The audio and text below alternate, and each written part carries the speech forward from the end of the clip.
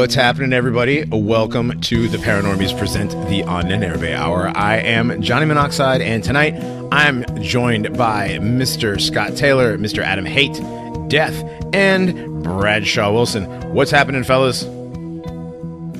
Hi, hey. fam. Hello. Hi. Hello. Not much. I just went camping in a boulder field, and then I was fucking terrified. Did anything happen to you yeah. in the boulder field? You wore dark clothing, right? No, surprisingly, last time I went camping, similar mountain, I saw some shit. This time I didn't see any shit. What were you terrified of then? I was fucking Fairies. terrified of Fae folk, man. Oh, yeah. Oh, you know. What happened last time, though? I want to hear that story. I think there was like the first ever show I was on? Because I don't think you were there, Scott. I saw we were in a cabin pretty much, and there was just 4 little separate rooms with 2 bunks each. And I saw like a figure standing in the doorway of one of those, and I saw it take a step back. And all through the night when I was trying to sleep, I heard like whispering conversations. Ugh. Yeah, I went to a cabin this last summer, and I had some creepy shit happen to me, too. But that's another story. Yeah. Next. So you made it back from camping safely, thank God. Now we have, we don't have to hire somebody else to do our creepypastas. Thank God for that. It would have been a waste of a microphone. It really would have been. Well, no, it would have actually what happened if he would have disappeared. It would have perpetuated the TRS microphone meme. Yes. Yeah. Death is back with us again. What's happening, buddy? Yeah.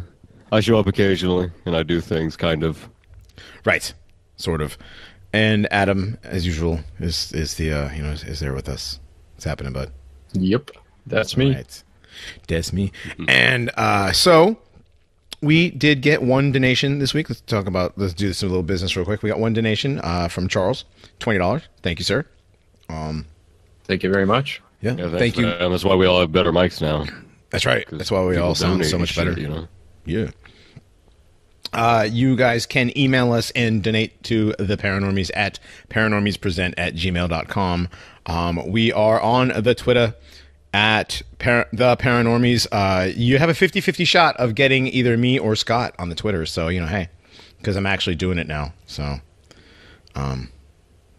it's, hey.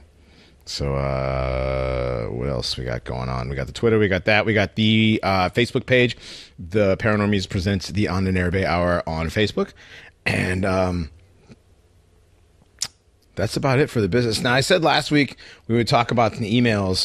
We didn't really get to talk about the emails last week. So let's go over real quick a couple emails we had. Let me see. We have... Oh, good Lord. Here's one from a new one. Hi, guys. Love the podcast. It was very enjoyable to hear Paddy Tarleton's explanation of the Salem witch trials. You could have asked him if he was related to Banastre Tarleton, the infamous British Army commander of the Revolutionary War.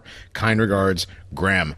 Well, Graham, seeing as how I have no idea who do any of you guys know who Banastre Banastr Bannister? It's pronounced Bannister. Is it Bannister? Okay. Wasn't he the guy from what's the fucking Mel Gibson movie, The Patriot? No, I think you're thinking of Master and Commander.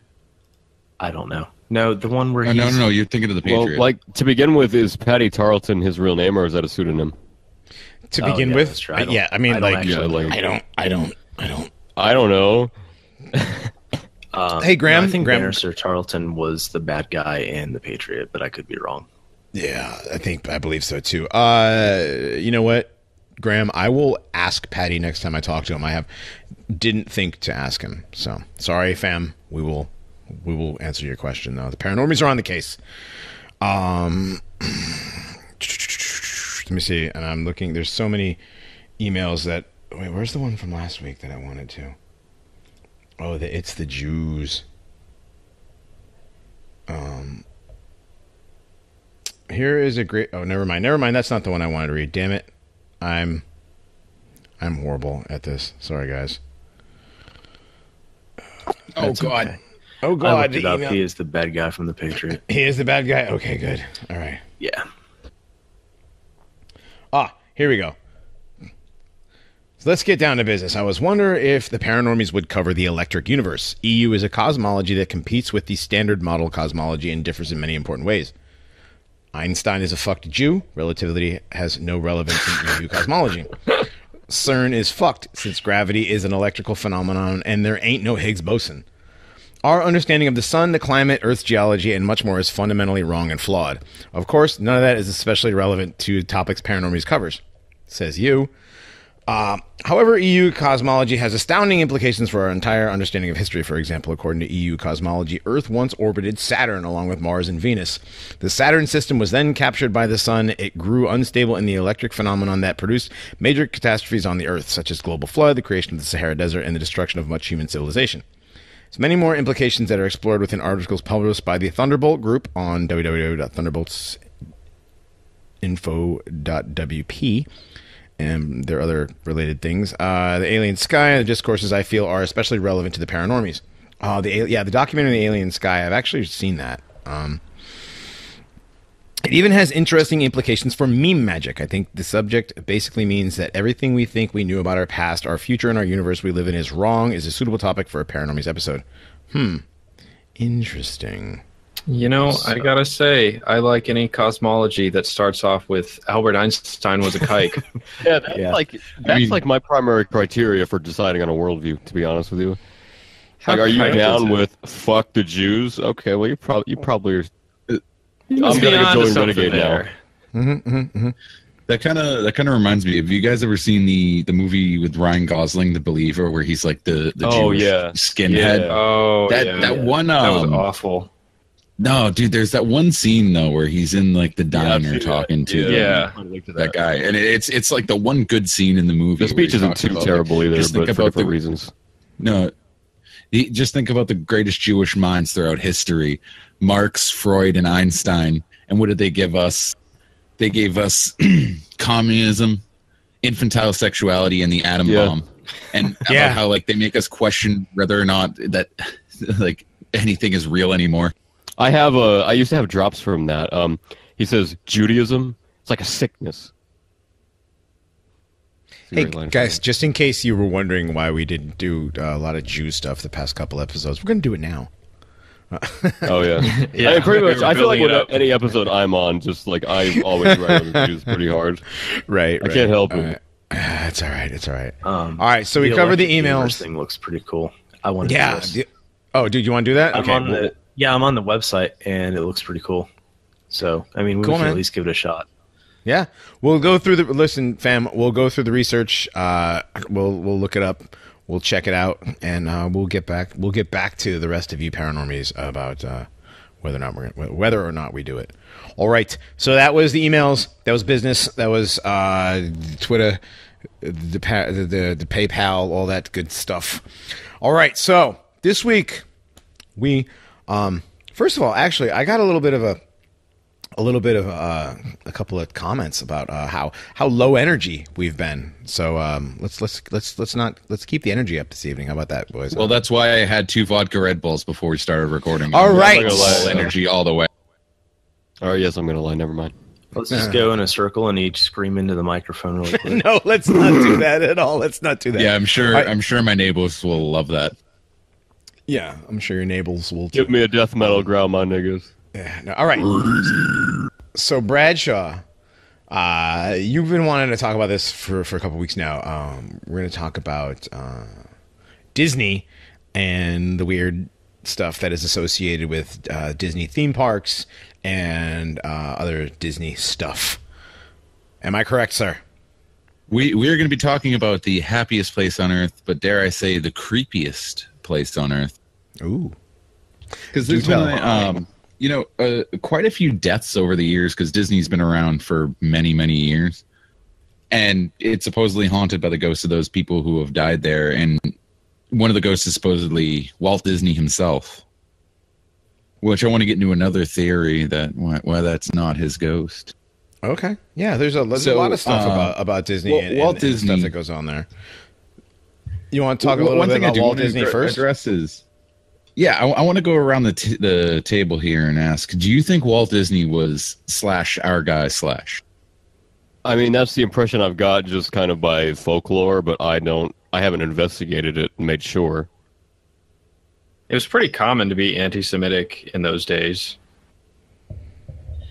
Yeah, And he would have had experience with them damn Jews. Yeah. And I believe Walt Disney was, in fact, a wholesome white man. And So his name the is whole perverted. Well, the whole reason. Okay, he hold on a even second. Hold on a started, second. like, You said it, Brad. You said around the table. Let Scott and me go. Okay, go ahead. Yeah, go ahead, Scott. I was just going to agree with Death. I think probably from what I've heard, he probably was. But I mean, I don't know a lot about the guy, so I couldn't really tell you. Well, from what I know about him, he was anti-Semitic in that he knew that Hollywood and the people running Hollywood, who happened to be Jews, were not having America's best interest at heart. They were promoting degeneracy. They were starting to push an agenda, and he saw that. And he was into promoting the wholesomeness of what he considered Americana. If you've ever seen the old Disney stuff in comparison to the stuff after Walt Disney died and they got bought out by whatever people, I mean, you got, I mean, right now it's what, Iger is the guy who's running Disney? Oh, it's been nothing but Jews. I think his brother took over after he died. Yeah, his brother took over, and then the family sold it. And like from what I can remember, it was Michael Eisner and Don Iger. Michael Eisner days. Yeah, the Michael Eisner days are some of the most paused days of Disney. And now you've got Iger. And I have some other things talking about Disney and movies and stuff later on we can maybe get into, but some theories. But as far as Walt Disney himself, he was as American as you can get. He believed in what he considered like wholesomeness and goodness, and his cartoons and stories were there to promote that. And after he passed and his family sold it off, you can definitely see a change. He might have been, I'm gonna say 80-20, he was our guy. I think the fact that they have used the Disney company, as a vehicle for producing so much like AIDS, cancer, is a pretty good indication that he was our guy, because the Jews tend to do that with things that they're able to co-opt. Yeah, there's like a great overreaction almost. Just the same way that, That's happening to our president. Yeah, Angela Merkel is the Chancellor of Germany, and our uncle Adolf was the Chancellor of Germany. Right. Yeah, I mean, they're nothing if not vindictive. So I think that's actually definitely a point in favor of him being someone, The amount of like every time you see like I've even seen like a thing on Family Guy where like, oh, we've thought out Walt Disney, and the first thing like in the thing is like, are the Jews still around? Yes, sir. Put me back under. Like, like everything they do, it's to slur everything about them. They remember. Oh, they don't forget. Yeah, they have that generation. They literally never forget. Mm-hmm. So, well, I mean, I think he had a really early run-in with the Jews, because the whole when Walt Disney first got started as an animator, he didn't own his own company. His first big break was with Universal, and while he was working with Universal, they kind of like they didn't pay him very well, because he didn't go in there. He went in like a bright and starry-eyed goy, not realizing the hustle and bustle of the show business. And he didn't think to like try and claim royalties on any of his IP he made for them. So he created something called Oswald the Rabbit. That was a character he created for Universal. Mm-hmm. And when he came in there and asked Universal, all right, hey, can I get a raise? And they were like, no. He threatened to leave, and they're like, okay, we own Oswald. So he had to, leave Universal and go start his own production company, and that's where he came up with Steamboat Willie. Right. So I think having to deal with those the kites over Universal. He was sitting at the other side of a desk from a Jew, and that left an impression. And dude, there's also like the fact that he very early on he would not allow any women animators. That's interesting. He was a huge sexist. Mm-hmm. And he was misogynist for sure. He was definitely a little racist too. But then again, everyone was at that time. Yeah. If you ever saw "Song of the South," the movie that the song "Zippity Doo Dah" with the crows and stuff. Brer Rabbit, Brer Fox, Okay. and Brer Rabbit and Brer Fox and Brer Bear. Everything was Brer, it's Brother Bear. Everything was very black, and the Song of the South, and like they've even gone as far as. What movie was where the crows from? Was that? Oh, the crows are from Dumbo. The Dumbo crows were very Dumbo. black. Oh yeah, they was very black. They talked a lot like this. They up on there talking about like this. And, we're gonna sing. Yes, sir. We're gonna sing a song. And what do they always do? I They like always, how this has been rewritten in history to be like malicious, right? Like when the reality is that where blacks did that kind of a thing, they shuck and it's jive like, and singing a song. they didn't That's do like- anything wrong in the fucking movie. It's not like it's portraying them as like doing some terrible nigger shit. It's just like, hey, here's a group of black people and they talk kind of, they're crows. They talk a little bit funny and here's some characters, right? Mhm. And they sing a song like what blacks did back then. Like if you've ever listened to, it's fun. yeah. I mean, even if you've listened to or read, if you've read My Awakening by David Duke, he even talks about how, like all the blacks he grew up with were like always singing and always dancing and always sing. It's not a bad thing. They sing and dance. I mean, if you call me a racist for saying black people sing and dance, sorry, they sing and dance. So. It's kind of funny because the movie "Song of the South" has been completely buried by Disney, and unless you like find it on a torrent site, that's really the only way to ever watch it. Well, actually, that's the other only way you can watch it is to actually go to Disney and ride. Excuse me, on the rides that have the Rapids ride that is basically Splash Mountain was Splash based Mountain. on "Song of the South." Right, and they actually play "Song of the South," but they only play the music; they don't play the words. But if you go on the one in Florida and you go through it, and the animatronic animals, the bro rabbit, bro bear, bro fox and bro bear are chasing bro rabbit, and but if you listen to them, they're very, very ethnic voices, It's pretty funny. I'm surprised. I'm pretty sure that once they're done taking down Robert E. Lee and Beauregard and Jefferson Davis, that they're going to come after Splash Mountain eventually. Well, yeah, they're going to come down on anything. I saw something like an hour ago on the Daily Stormer about they're trying to change the name of Houston now or something like because Sam Houston owned slaves or some shit like that. I don't know. Oh my god. He owned slaves, but he was against the Confederacy. And so now they're trying to take down statues of Sam Houston. And so the next thing they're going to do, I guess, is like rename the city of Houston. And there's some pretty funny suggestions on there. So, all right, we're kind of a little bit off topic. So yeah, Walt Disney was a little bit racist. He was quite a bit anti-Semitic apparently, because he didn't want to let Jews into. He had a specific hiring process where he wouldn't hire any Jews, and I believe that was because of the fact that Hollywood was already basically. I mean, at the beginning of Hollywood was formed. Was created by the 6 Jewish families. Was it the Fox family, the Zukor family, the Goldwyn? The I Angers, think Walt Disney refusing to hire Jews is a bit like like somebody who gets kicked in the nuts by like 10 people decides to put on a sports cup. Yeah. Counter. So no. You're right. It was counter-Semitic, wasn't anti-Semitic. Okay, so we've already established that. So let's get into the spooky part of this, there, Brad. Yeah. Here we go. Well, one thing I want to talk about Disney is he was a heavy smoker. He smoked non-filtered, Camel cigarettes. So he naturally got lung cancer, and I believe it was lung cancer. He had a lot of lung problems, and that's kind of why he was on the way out. And supposedly he was cryogenically frozen, like the Family Guy skit. And that in one of the underground tunnels that, if you know anything about Disney, is it's more prevalent in Disney World, but Disneyland also has these underground areas. Sometimes they're called the Disney catacombs. Just kind of creepy when you're referring to the darker side of Disney, but they're like the utilitunnels or utilidors. Utility tunnels that go all throughout the park, and supposedly in one of these rooms under the Pirates of the Caribbean is where you can find Walt Disney's frozen corpse. and he froze himself in the belief that, within the decade, they'll figure out a way to just fucking fix his lung cancer. And, we still don't have the answers for that. When was he frozen?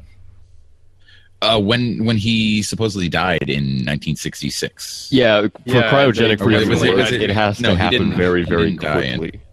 They definitely had. Yeah, they did not have cryogenic technology then. We don't even have it now. I don't believe he actually is. They had like I'm putting this out there as one of the rumors. Hold on, what guys? His body might be frozen somewhere. I think he would be a little too Jew-wise to fall for one of those scams, though. Plus, his death certificate is out there. His burial place is out there. This really just stems from sort of Walt Disney was a very private man, and while he would appear, in videos to talk to fans, he wouldn't like appear in person, and he kept his private life separate from his public appearances. Was he kind of like Howard Hughes? Like, did he collect his toenails and piss in jars and all that stuff? Or was he the ultimate neat life? Sounds like Howard Hughes was our guy. Oh, definitely. Well, right. I don't really know if he was pissing in jars, but I know he what was that thing about his marriage? Like he didn't like his wife. Oh yeah, first. I don't think it was that he didn't like his wife. It was like he was so shy that he was neurotypical. Honeymoon. Yeah, he was neurotypical. Yeah, he was basically our guy in that sense. Supposedly the story goes, they got married, and on their honeymoon they were on a train, and the entire night he hid from her in another one of the box cars, and he was polishing his shoes the entire night and didn't talk to her, and I guess it was just from nerves or something. So yeah, I don't think he was. I don't think he was normal in that sense. He didn't really know how to be around women. He was really good friends with his brother too. I think he lived with his right. I think he lived with his brother for several years, but I might be mistaken about that. Yeah, his brother eventually took over the company, and there's another, rumor that there's no real way to prove it, that he knew he was going to die, so he just recorded this video where he explained that this is how you're going to run the company after I'm gone, because Walt was like a control freak over all his employees. He overworked everyone that worked for him, and it still continues to this day, where they really overwork all the employees to the point where some refer to Disneyland as Mauschwitz. Modern games companies are kind of like that, like Ubisoft. Yeah. Walt's line was, "If I'm still working, you're still working." Yep. I know. If you can go. It's online, different though. Go ahead. Look up, I was gonna say, you can go online and you can look up the requirements for the people who are in the costumes. And it's insane, the amount of criteria they have to fulfill to work for Disney World. Yeah, when my girlfriend grew up wanting to be one of the Disney princesses, and then she realized, you have to have an extensive pedigree in dance and theater, and you have to be a certain height, and you have to be a certain everything needs to be perfect. It's ridiculous how it is. Why would anybody want to do that? I don't know, dude. It's got to be some big money. I don't think so. It's not really. It's just a lot of it of working for Disney. Part of it's the mystique of working for Disney, and part of it is for having working for Disney on your resume. Well, it's an exclusive dork handing you your tickets is just some guy with a fucking summer job. No, and they're not. Actually, are those very, people don't. Very those people don't. Those people don't have to go through the same process as the characters, as the people who play characters on the park properties. Your security guards and your ice cream vendors and your ticket, punchers and whatever. No, but you're Alice in Wonderland, the guy, the girl who's in the Stitch outfit, the girl who's in the and there's the other thing, is most of the characters are girls in the costumes. There's a very small amount of males in the costumed cast members on Disney property. Well, do you know why that is? Is it the height requirement? No, it was the Did you never heard about this? Is another like little urban legend is Walt that like to have sex the with guys them? in the mascot costume will grope you. They used to grope the women, and it all started Oh wow! with the guy in the Tigger costume. Yeah, dude, there was this big court case where like hundreds of people came forward and said, "Yeah, Tigger fucking groped me." Tigger the nigger. It all started with Tigger just No, bouncing I'm sure around there's a talking about legend in my the dick, costume. my dick, my dick. Just think about it. Tigger's like that fucking. Well, hold on, like, check it out. giant- Check it out. like, You ever hear he's the thing? very- It's T-I-G-R. You just replace the T. It's N-I-G-G-R. I mean, like really, like it's not that big. Yeah. The terrible thing about niggers is niggers are terrible things. You know the meme. You know the meme. The wonderful thing about Tiggers is Tiggers are wonderful things. Yeah. You just turn it around with one letter, and we get our show canceled. All right, so oh, good Lord, they said we were. So low let's talk energy about some last people week. Yeah. dying. Let's talk about some Oh, people God. dying at the. Yeah, go ahead, Brad. Well, probably the most famous death at Disneyland. We're talking about Disneyland in California. California, because Disney World. I'll get into that later. There's something weird going on at Disney World that I'll talk about. But the most famous death at Disneyland is probably Debbie Stone, an 18-year-old employee who was working on America Sings back in 1974, which 2 weeks prior used to be the Carousel of Tomorrow, and they had just transferred the ride over into a whole new ride. And Whoa, the way that was the ride spooky. worked, What was that?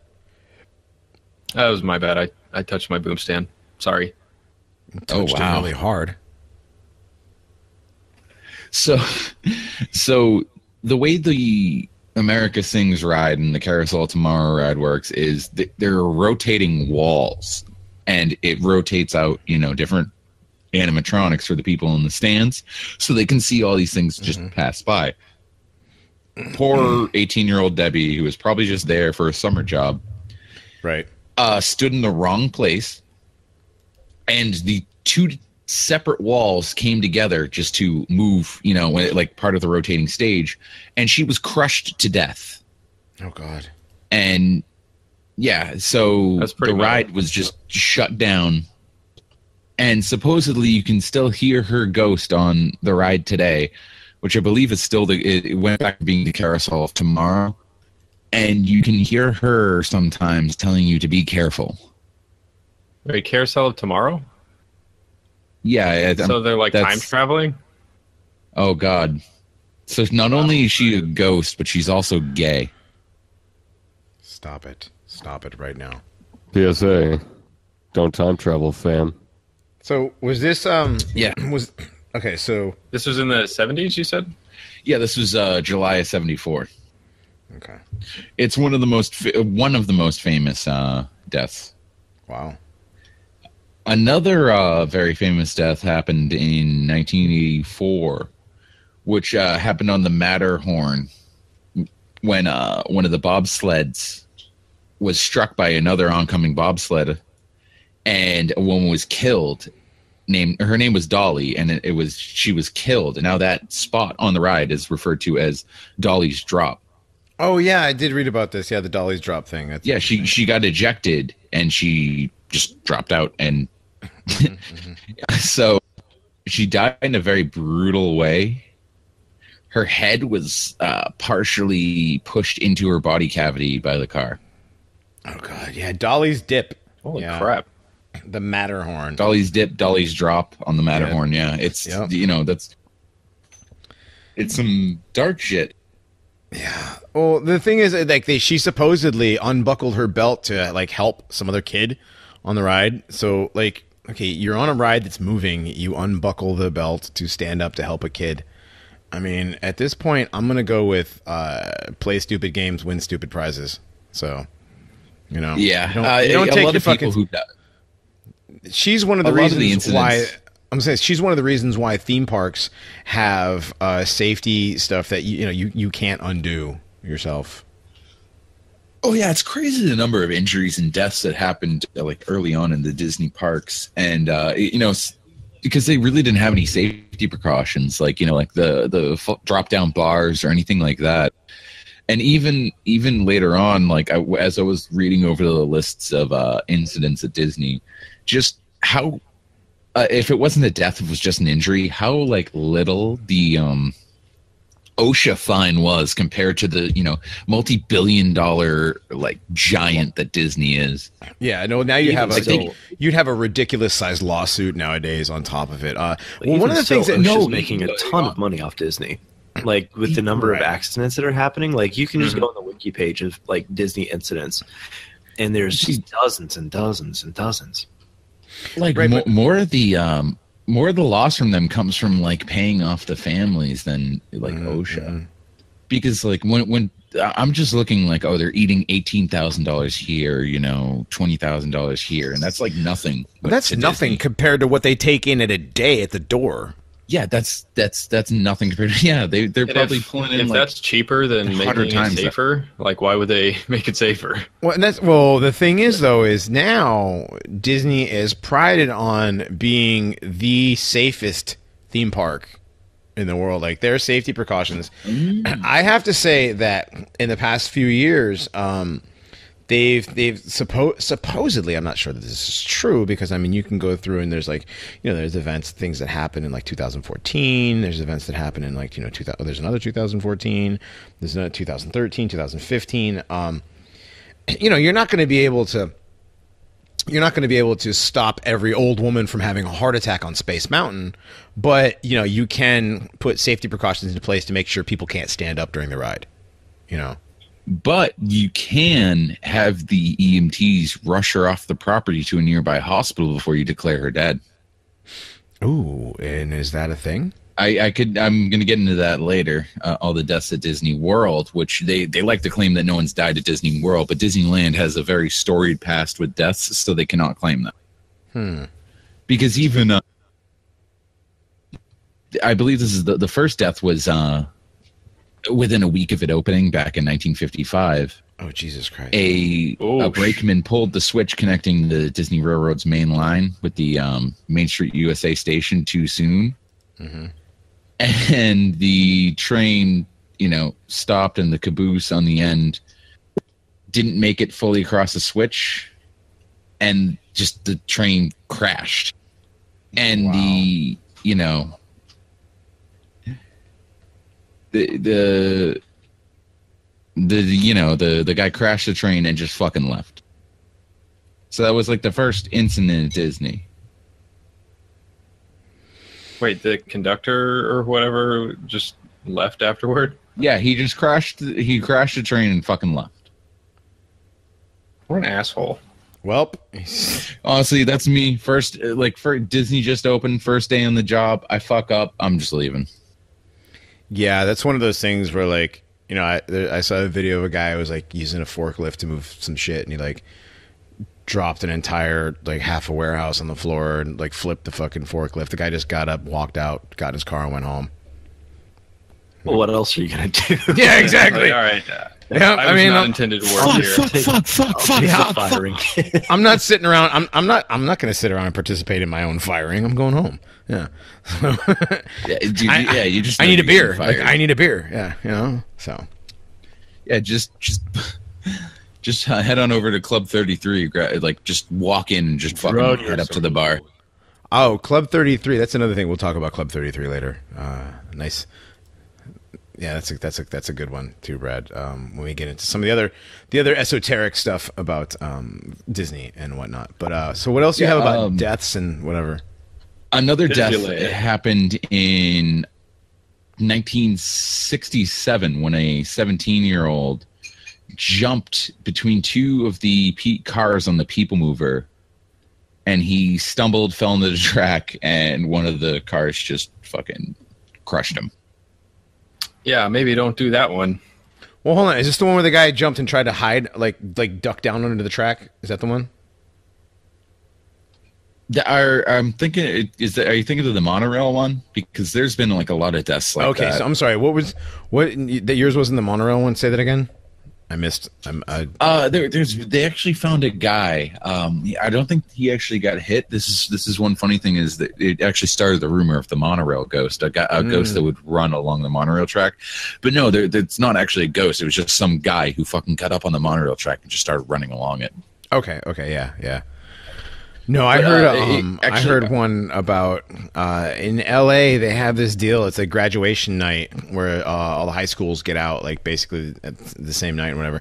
They let all these high school kids run around Disney, and one kid somehow managed to get up on the tracks in the monorail.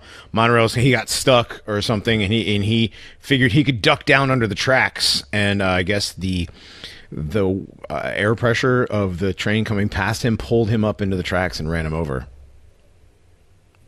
Oh yeah. Wait, what year was that? Oh Lord. I don't know. I just scrolled past it. Sorry. I read that this morning. That kid thought he was clever. He was like, he thought he was cool. Oh man, yeah. I got it. Oh man, right? Yeah. Imagine how like the disappointment. Like he goes into all that effort. Pull you up. Yeah. Like of all the things to cause it, like you just get vacuumed into a train. Yeah. I got to say my favorite Disney death. I was reading all the incidents earlier today, and my favorite one, I'll just read it verbatim because it's just so funny. So it says, on January 28th, 2016, an Orlando area attorney announced that he'd been retained by a family involved in a biting incident at the park. According to the attorney, in October 2014, a snake fell out of a tree onto a group of guests in a public area of the theme park. The animal bit an 8-year-old boy that it landed on, causing the boy's grandmother to suffer cardiac arrest and die 2 days later.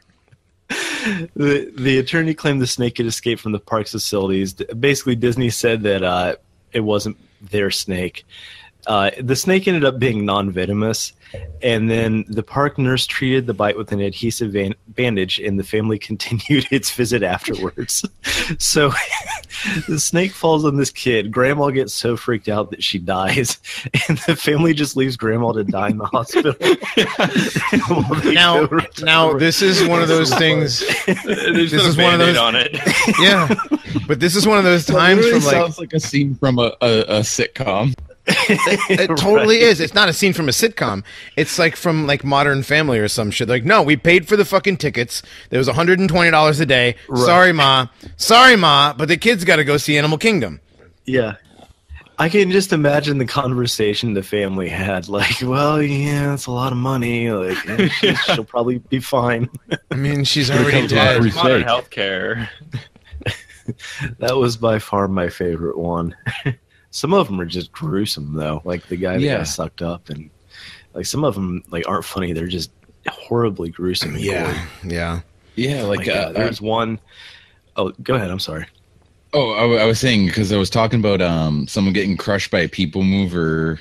The people mover. It actually happened again in 1980, but this one happened in the super speed tunnel. There was. Oh, go ahead. No. Go ahead. Oh, I was just gonna say. I remember one. It was like, what do you call like a ski lift type thing? They had something like that, and this woman basically got caught up in one, and no one noticed, and it drug her out like 100 feet. Oh, good Lord! And she like fell off, and she fell, I think 15 feet, and she hit a roof, and she fell another 20 feet, and she actually lived. But could you imagine? That would have hurt. You're stuck on that, and like you hope someone stops the ride, but you go out farther and farther. Like, what do you do? There's quite a few deaths that have been attributed to heart attacks and stuff. Like, oh, there's a ton of those. That seemed to be the most common. Someone saw the prices and just. Yeah. No, like in 2007. Yeah, exactly. Right. There's this 51-year-old man collapsed near what they call the downhill double dipper water slide. He was pronounced dead on arrival at the local hospital. An autopsy showed the victim died to a heart attack. So, then you have, in 2005, a 30-year-old man lost consciousness, shortly after exiting the ride Dinosaur in Disney's Animal Kingdom. There's a bunch of you're hitting on Disney World right there. Are those Disney World? Disney World, correct? Yeah, actually, you know what? That's Animal one- Kingdom. You're right. That's Animal Kingdom. Yeah, that's one, Florida. That's Florida. I mean, it's not really enough incidents to sort of, expand on like the Cecil Hotel, but there's something going on with the 14th floor of the Disneyland Hotel. And, when the Paranormies get big and we're breaking in, all the donations because, we're totally going to do that. You guys fund my trip to Disney with my girlfriend and I'm going to stay funded in the your trip to that 14th crappy floor. cryptid thing last week. Yeah, the really shitty fucking like hallway that has some glass cases in it. Hey, you know what? It was an expedition, and the fans sent you there, and we love you guys for all that. We guys for all that. I got a really cool Bigfoot car air freshener that is super piney smelling. Like every time I open my car door, I just get hit with like a pine scent. I want to say there you something. go. I can't stop laughing. No, dude, it was like very underwhelming when I went there, but I appreciate that the fans sent me there, whether they wanted to or not. We'll have to do some more field expeditions. Okay, Yeah, we're gonna have to. We're gonna have to put together. We're gonna have to put together like a back to squatching trip or something. Yeah, or dude, you guys should all come out here because there's a lot of spooky shit in New England. But back to the 14th floor. So Yeah, the 14th floor.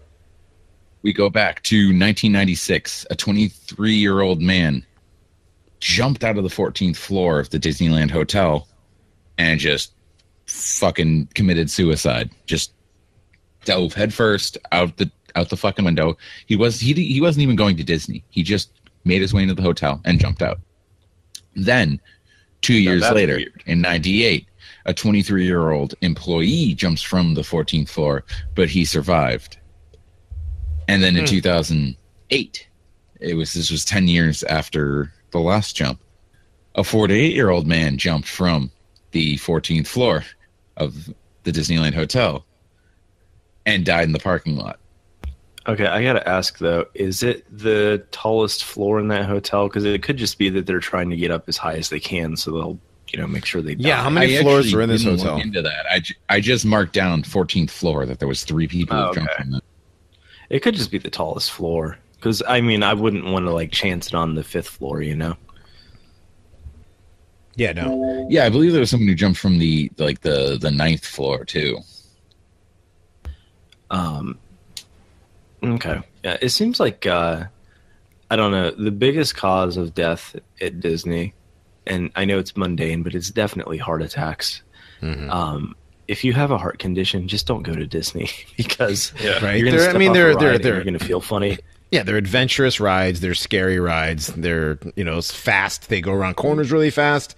They do all those kind of things. So, well, dude, you got kids dying on these rides. Not just adults. Have a kid and they have some undiagnosed heart condition or something. And they'll just step off the ride and die. It's freaky. Well, yeah, dude. Honestly, just look at the state of Florida, and look at how many fucking old boomers and even some people in the greatest generation who move down there, and they think they're gonna have some fun at Disneyland. They go on fucking the Haunted Mansion, which is so tame, and they just have a fucking heart attack when they see the little spooks. well, yeah, but that's the thing. Though. You're also talking about Disney is patrolling boomers. one at a time, folks. Yeah, one at a basically. time. They're patrolling boomers. Is that what you're saying? I actually 100% support Disney World in Florida's sort of it's almost like a boomer concentration camp. They just send the boomers there to they gas them while they're on the Haunted Mansion. You got to watch that boomer talker. That guy's not going to send us any money. Oh Yeah. That was the other thing. who, That was the you other know, I want thing. to take yeah. a break about that. No, I don't want to take a break, but I have a little. what Yeah. We get Twitter DMs and we get people asking us to do things, in the DMs and whatever. But last week we did our thing with Patty Tarleton, and we had Patty's Hallelujah, I'm a Boomer. And we mentioned how much that we're not real huge fans of boomers. They're going to be eating cat food once Trump cuts Medicaid. Yeah, exactly. Yeah. Because most boomers think that, as you pay into Social Security, it goes into an envelope with your name on it, and you get it when you retire. Not that it's paying people that are retired right now or anything. Anyways, So we made that message. So we got a message, and his name is from Chased Down By, whose handle is at evil anti-whites. And he says, I was about to donate to your show, but you hate boomers so much I said, fuck it, you don't need my shekels, goy. Yeah, well then. I'm not mad about it because his Alaskan cruise needs the money more than we do. Let's be honest. It's our shekels. It's going to come out of his Social Security check anyway. That's right. Yeah, we'll get that money one way or another, old man. Don't you worry. That's right, Grandpa. That's right, Grandpa. Listen, Pop. I'm going to invest in cat food companies. That's right. Dude, are you kidding me? I have like 2,200 shares of 9 Lives. Okay, so like you go ahead and starve to that, Grandpa. I will. Yeah, and feast on fancy feast. Okay. Don't worry, he's gonna have a heart attack on the Dumbo ride.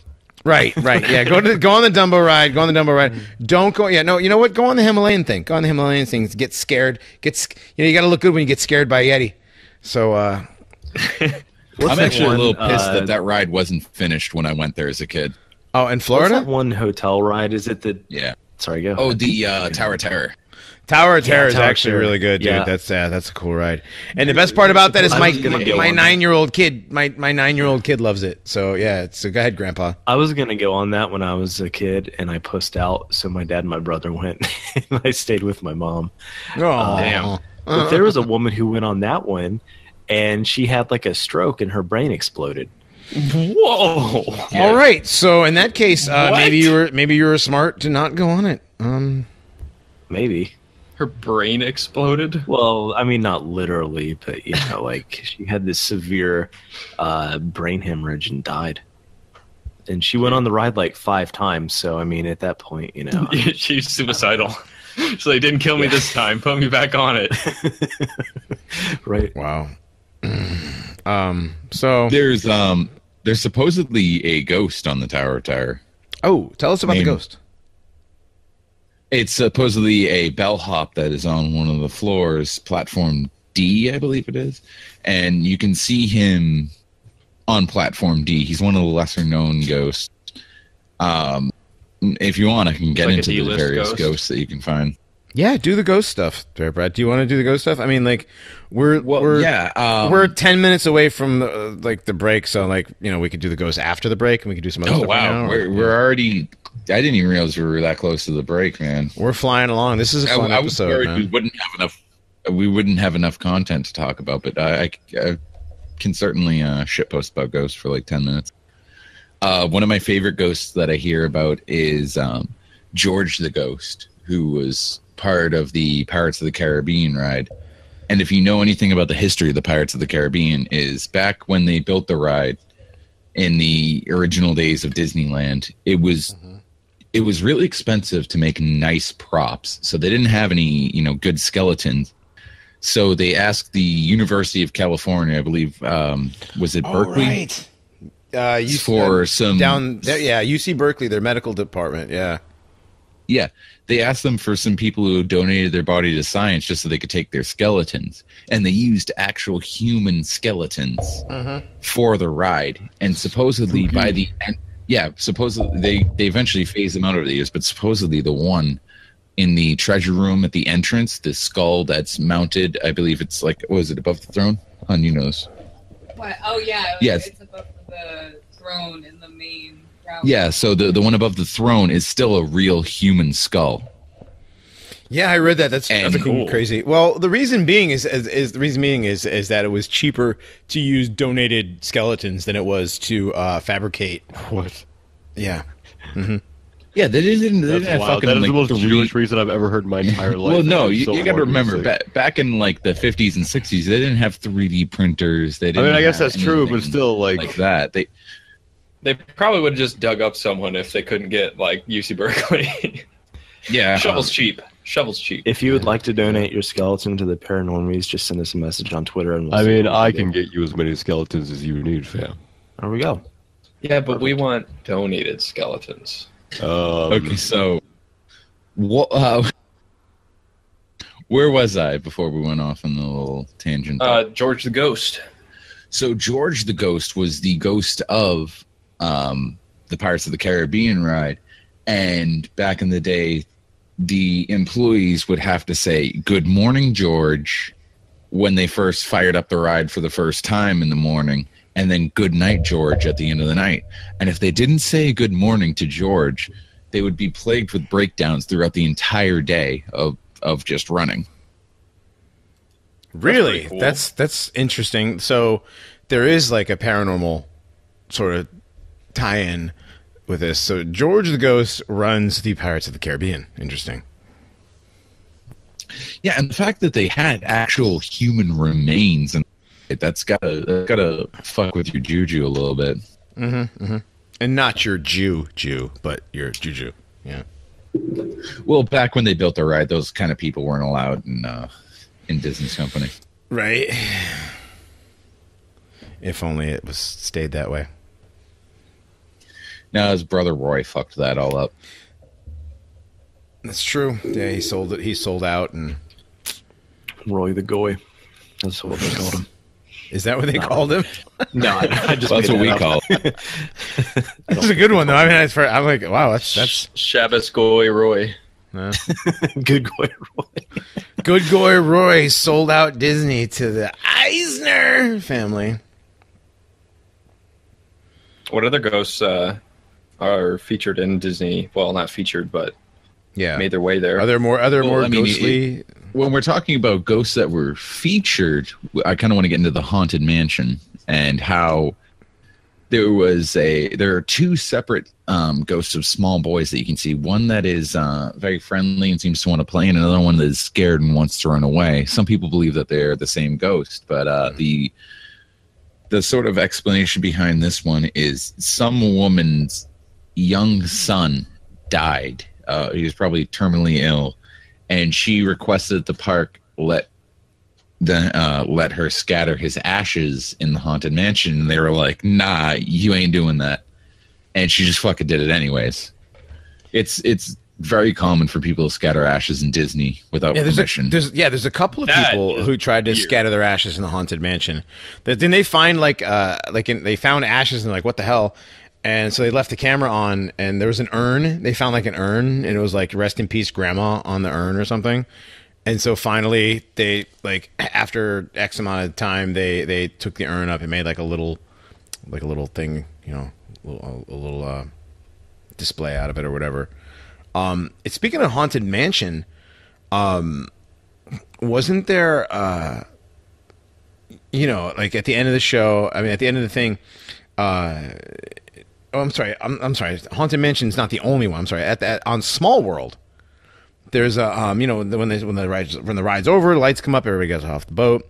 So this guy decided to take a picture. When he looks at the film, he sees what looks like a child hanging from the rafters. So there's people that one actually has been debunked, that's a really great creepypasta, but it's just that it's a creepypasta. Oh, cool. Okay, good. The origin of that is from, I believe, creepypasta.org. Oh, okay. It's a really cool story. It's just like so that like all the lights in the ride shut down and it cuts out, and he like took a picture of what looks like a child hanging from the rafters. But it was posted on creepypasta.org. It's to be taken with a grain of salt, and the people over at Snopes have debunked it. Interesting. Wasn't there a some sort of musical ghost at the Haunted Mansion? The music? Yeah, like before the Haunted Mansion opened, one of the workers heard music coming through the walls in the seance room, and he thought there was like, oh Lord, like they accidentally walled in a radio or something. Even though the music was never interrupted by a DJ or commercials or anything.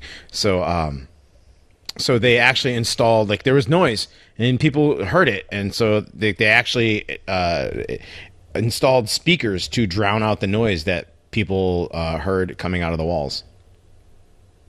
Oh, I'm not familiar with that one. The stories I heard about when they originally built it is when they had the employees test it, that it was too scary at first, and one of the employees actually had a heart attack. There goes those heart attacks again. It happens a lot there. I think that's the boomers ride creepiest ride. part after all. Like, Happiest place like, on the earth. number of heart Like, attacks. yeah. The heart attack is place on earth. Right. Well, that's creepy and scary and weird, though. Disney. Yeah, now I don't want to go back to Disney ever again. Thanks, Brad. Appreciate that. This whole thing kind of confirms my theory.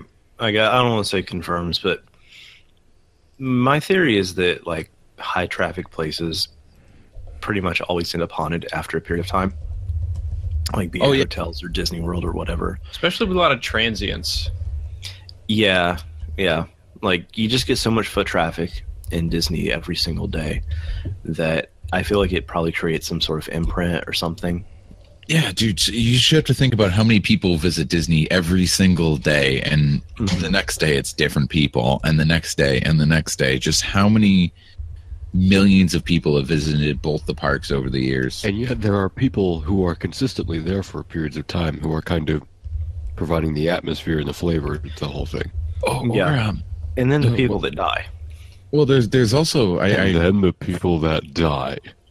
I haven't really done a lot of research into the parks outside of the United States, but supposedly there was a string of 3 suicides by employees in Disneyland Paris, which is where I got that term Auschwitz from when I was researching that, because it's just Disney has terrible working conditions. So I mean, even out there in even like Disneyland, is it in Hong Kong or Beijing? I can't remember. Or even Disney Tokyo, that one could have some weird, creepy urban legends about that too that we don't even know about. Like Chinese working conditions are no joke. The creepypasta I wanted to read was about that one, but it's a bit too long. So I'm doing one about the Disneyland here in the States. But yeah, I don't even want to know how fucking weird and backwards like gook Disneyland is. You know, the safety standards are just like so low. Don't take your dog there, fam. Yeah. Like they're like ride operators are probably like just what you think about when you watch one of those like good wholesome 1970s movies about a fair, and you just see like the guy operating the roundup, like that one where it spins around, it sticks you to the wall and it flips you all over the place. Yeah. Just like he's fucking shirtless, smoking a cigarette. I just imagine like a it's Joe Dirt, like a shirtless. And there's like ride Just parts like like flying 3 ugly inches from his Chinese head at all dude. times. Yeah. Like his Sound hair's like- just blowing from the carts like flying past his head. That probably still I happens can totally see at Hong Kong Disney or Beijing Disney, whatever it is. Just fucking they don't have really safety like standards. overly tan aging like Asian guy with a lit cigarette in his mouth and no shirt, Right. just like fucking gyno flopping around as the tilt-a-whirl goes around him. Oh, for Christ's sake. Right. All right, guys. Well, we're coming up on the end of the first hour. We're going to take a little break. This is Stormcloak with the Kali virus. We'll be back.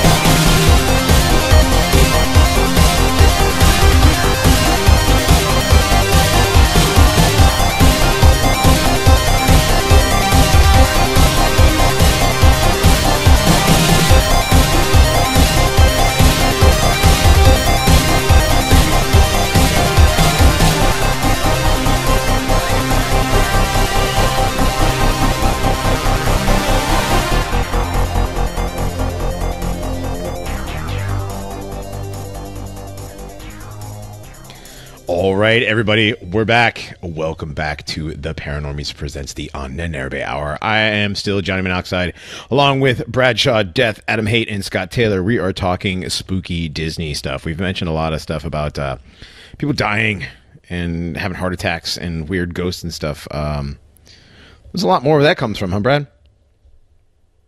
Oh, yeah. I mean, supposedly you can find the ghost of Walt Disney himself in the in Main Street. So the firehouse in Main Street, USA, actually housed the apartment, the private residence of Walt Disney above it. And he would always have this little gaslit lamp in the window above the firehouse. And if that lamp was lit, that meant Walt was in and he was at the park. And even to this day, that lamp will turn itself on, and the cleaning lady will have to come in and just find out that the lamp was lit, and they just have to turn it off.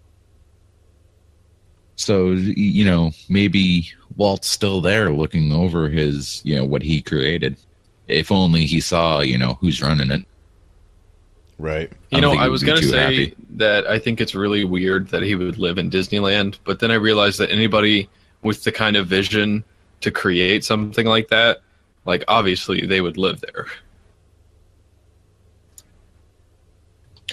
Oh yeah, definitely. Like that, we could get into the conspiracy theories about, Walt being in the Illuminati, but I genuinely think that Walt was a good guy. He was our guy. He really wanted to just create this like wholesome family entertainment. Mm-hmm. 100%. No, I said that earlier. Yeah. Isn't there a private club in Disney World as well? Have we talked about that yet? Yeah, the Club 33. Club 33, which is representative of the highest level of Scottish Rite Masonry, which is the 33rd degree Mason. The theory is that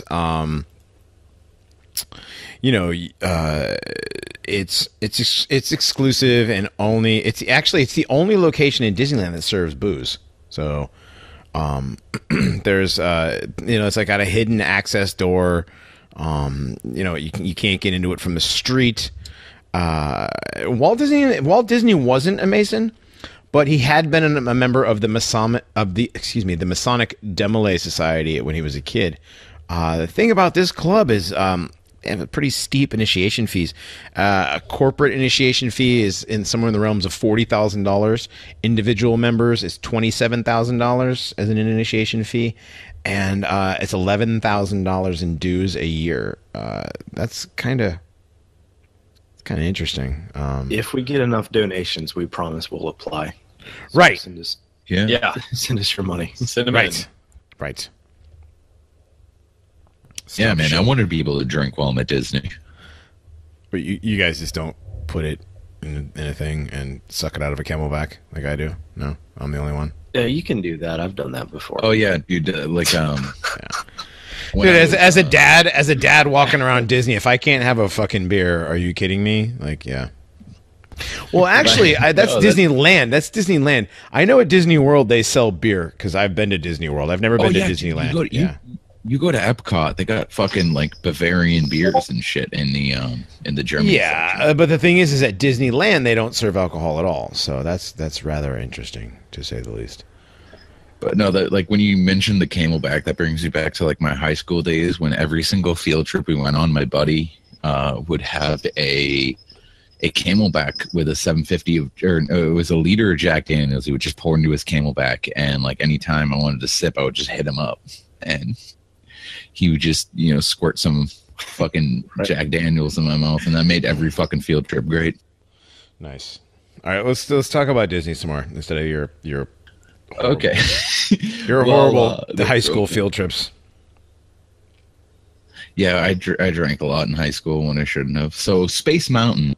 In high school. Space Mountain supposedly has a ghost named Mr. One Way, which was an employee who died on the ride.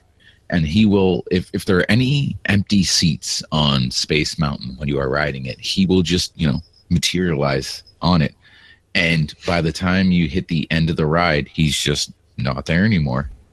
So hence the name Mr. One Way. He only takes the ride one way. He can get on, but he can't get off.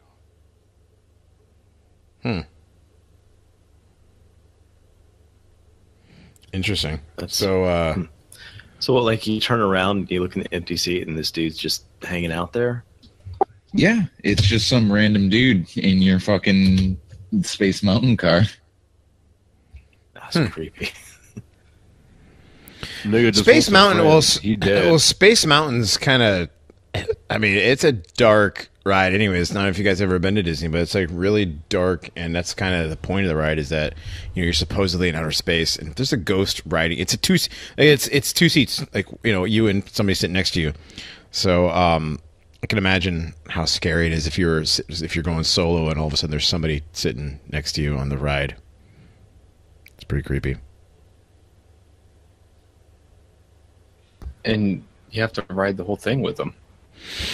Yeah, well, yeah. It's well, the whole thing. It's like a 27-second ride. Space Mountain is like Space Mountain's the big. I have to say, it's the biggest jip. It's the biggest jip in the history of rides, because you can stand in line for 4 hours and it's literally like a 22-second ride. It's like I get the fast pass, bro. Okay, a fast pass cuts it down to be crippled. 20 minutes. Okay, it's still a 27-second ride, regardless of how long or short your time in line is. It's 27 seconds. Dude, that's like I thought fast when I went to Disney as a kid. I thought fast pass meant like, oh, dude, I could go to the front of the line. It's like, no, you get like a deli kiosk number, and then you can like enter the fast pass line when your fucking number is called. Like it's the biggest jip ever. Less shitty.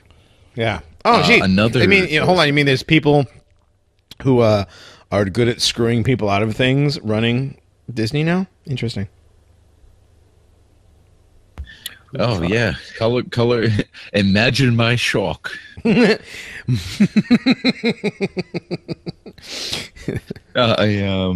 Another ghost you can see at Space Mountain is Disco Debbie, who was supposedly another employee who had an aneurysm inside Space Mountain, and you can see her on the ride, and she's just a womanly figure who glows green. All right, so this is I'm never going on Space Mountain again. People have had aneurysms, heart attacks, beheadings. There's a ghost, 2 ghosts. Oh yeah, dude, the beheading on. I'm done with Space Mountain. Gruesome. Yeah. What happened for that one? So someone we have another stood ghost up apparently. On Space Mountain. So someone stood up on Space Mountain and they just got their head fucking knocked out. What the hell else did you expect was going to happen? Yeah, that's another one of those play stupid games, win stupid prizes. You stand up on a ride when it's going. I mean, you get your head taken off. I mean, like This is why the drop down bar was invented. Right? Maybe they were so pissed off that it's a 27-second ride. Yeah. Like, Fuck this. What did you think was going to happen? Maybe they saw the ghost and got so freaked out they tried to escape. Yeah, they saw Disco Debbie fucking start flashing in front of him like, I'm fucking out, dude, and just stood up. Oh, shit. I know, like, statistically, you're probably not going to die at Disney World, but I don't want to go there anymore. Right. Oh, man. Talk about the stabbings. Oh, hold on. Let me pull up my notes. Because you want to stand in line for 4 hours if you're going to get stabbed with a knife. Pretty much. It was in, Is this a stabbing line? in 1981, a 18-year-old man was stabbed in a knife fight with another man named James O'Driscoll. Jesus And Christ. it was in Tomorrowland, and the kid who got stabbed sued the park for $60 million. 60 million? Yeah. And yeah, I mean, you're gonna want to make sure your family gets properly compensated after you get stabbed with a knife. Also, I love when I was doing this research about like the sort of fights that went on at Disney, I expected a lot of more Hispanics, and later on, like back in the whatever the they're aughts big in the 90s, it was a lot more Hispanics, like the stuff like that. But James O'Driscoll was a fucking Mick. I thought he was going to be a Hispanic as well. I'm joking. You guys are a bunch of bigots thinking it was all going to be. Yeah, okay, I see how it is. Yeah, that's implicit racial bias right there. Can blacks just not afford to get into Disney? No. Oh God, no, they can't. I don't think. Can I get a fast pass with my food stamps? Wow. They'd be the ones doing all the groping of the people in costumes. Yeah, they would be groping the guys in the costumes. They wouldn't even be groping the kids. The wonderful thing about Tiggers is Tiggers are wonderful things. Yo, I'm about to get some of Minnie Mouse's ass. All right. One little creepy urban legend is about It's a Small World. I mean, I knew you brought up that the hanging child from the rafters earlier, but another urban legend about it is when they shut down the ride, the little children animatronics have a tendency to change spaces and just disappear altogether. I don't like that one. How long do you have to work as a maintenance guy for that before, like, no, fuck this, I'm done? About 3 seconds after it happens the first time. Yeah. But like the first time you might think it's like, did somebody break in? Something happened here? What the hell? Yeah, that's true. But like then, like you're there for a while, and it's like, does one of them talk to you sometime? Somehow that's scarier than like some dude just gonna run up and stab you. Right. I would nope the fuck out. How would a knife fight even start at Disney? Well, one of them probably had a fast pass and the other didn't. And they pissed off about it. Right. Someone's getting stabbed over a fast pass. People getting stabbed over a fast pass and a pair of Jordans. Are there other stabbings? No, but there's a lot of urban legends about child kidnappings, which are actually... There's a lot of attempts, but there's never been a successful one at Disney. Well, there's been successful ones in so far that some divorcee dad like brought his kid to Disney without telling mom, and he get fucking thrown in jail for like a year for it. My question about that is though, would they even like release the information if a kid got kidnapped? Because they don't like people knowing that people die in the park, so they cover that up. So would it be like, this kid disappeared right outside the park? No, that's one thing about Disney World is they don't let anyone be declared dead on the scene. They prefer to like cart the person to a nearby hospital and have them declared dead there. Wow. And if they survive, they kill them at the hospital to make sure. Yeah. They have the guy in the Mickey costume come strangle him with the big white gloves. Just the big 4-fingered gloves. Oh, you're going to die. They make them stand up on the ride and they get their head lopped off. Wow. God, this is fucking morbid. This is Disney, dude. This is Disney. At some point, you just got to look into it and just laugh. But, by then your soul is dead. That guy getting his head knocked off, like, that's pretty funny. Right, shit. What were you thinking? Like, why the fuck did you stand up? Yeah, dude. What did you think was going to happen? Like, there was a secret hidden ride up there, like, I'm not telling you about.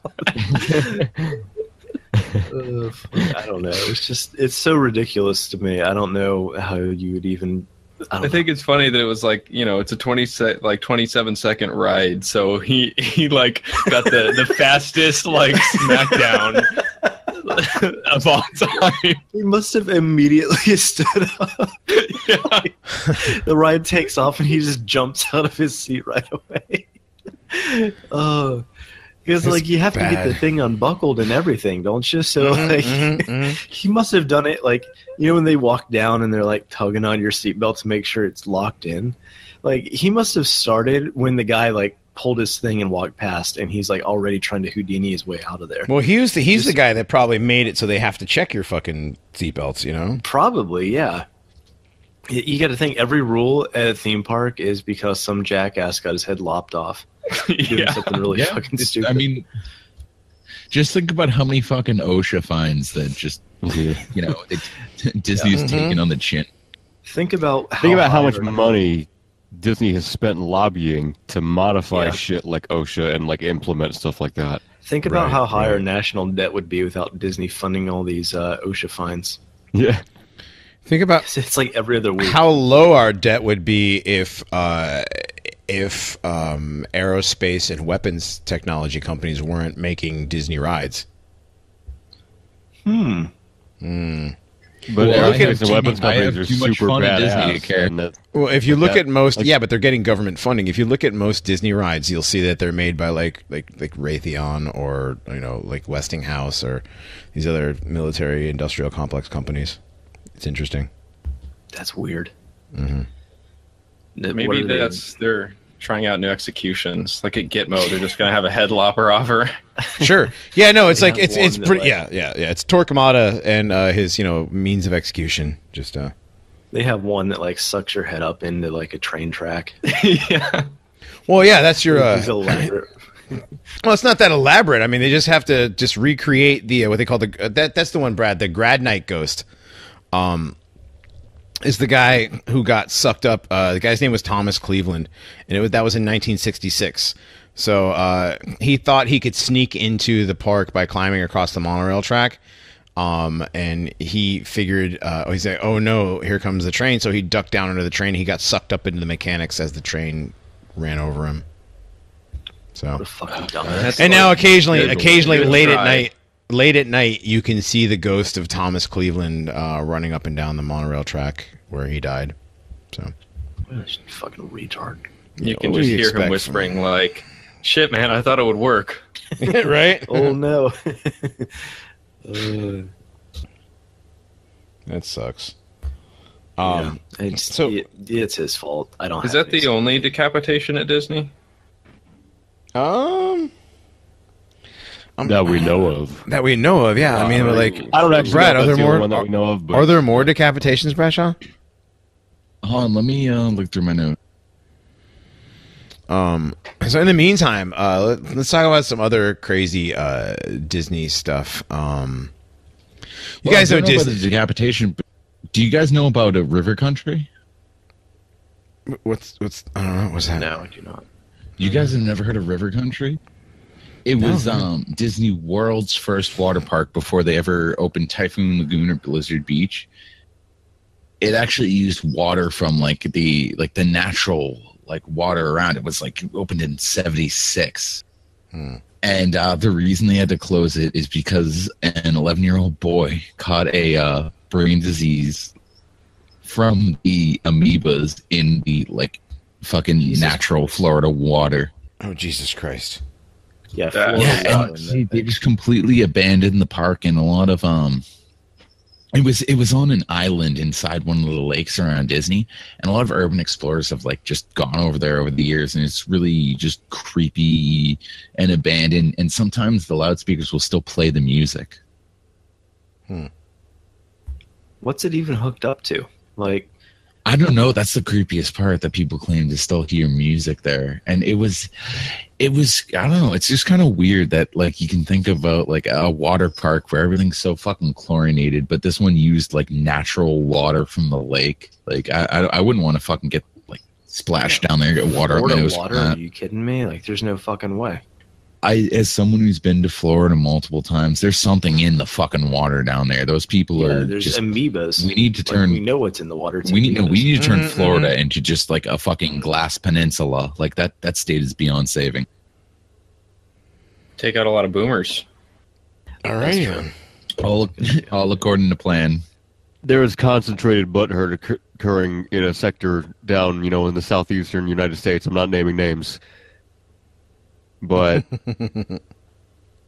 They're firing missiles as we speak.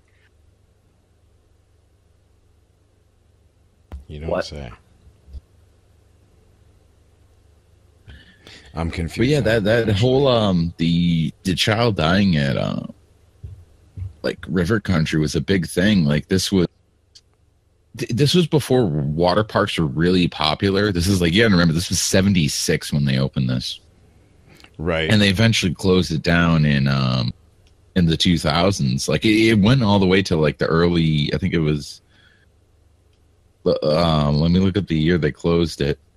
Well, when did water parks become popular?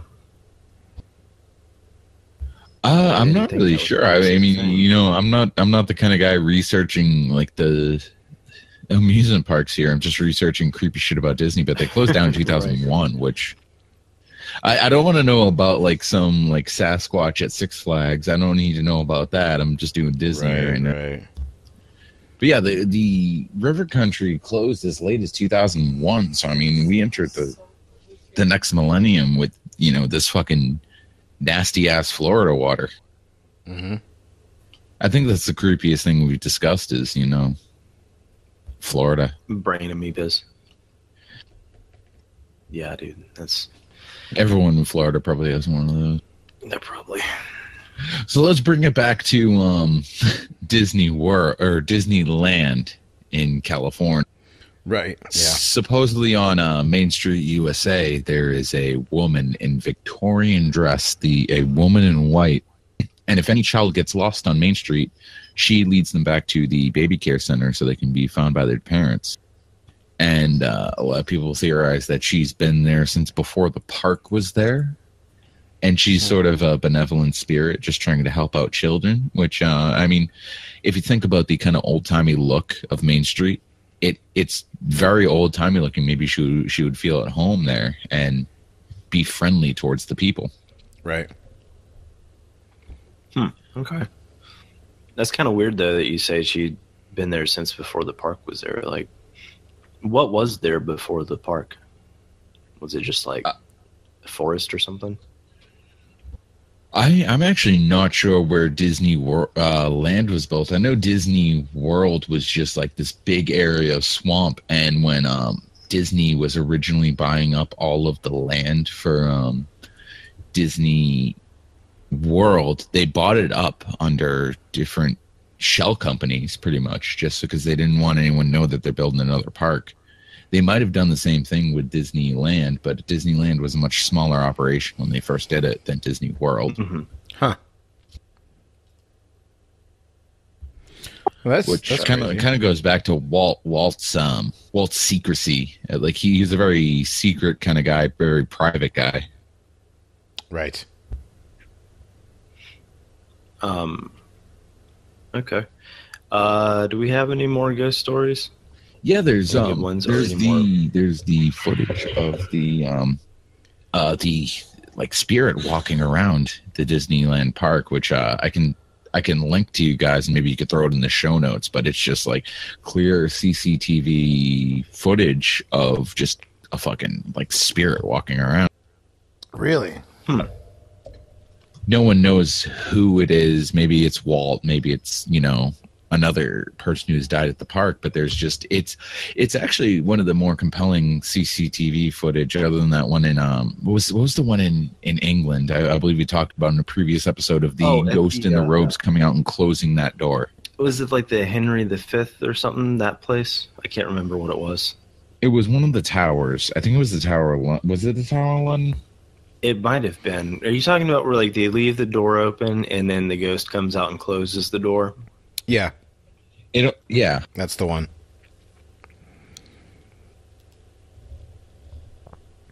That's interesting. That's yeah. The ghost comes out and closes the door. All right. So do we have more ghost stories, or can we move on to other weird Disney shit? I mean, I could keep going on this all night. I'm having a great time talking about fucking spooky Disney shit. But if you guys there's have more something spooky. you guys No, want if to there's know. more spooky Disney stuff, then let's go on then. Well, I mean, they're like. Oh, hold on.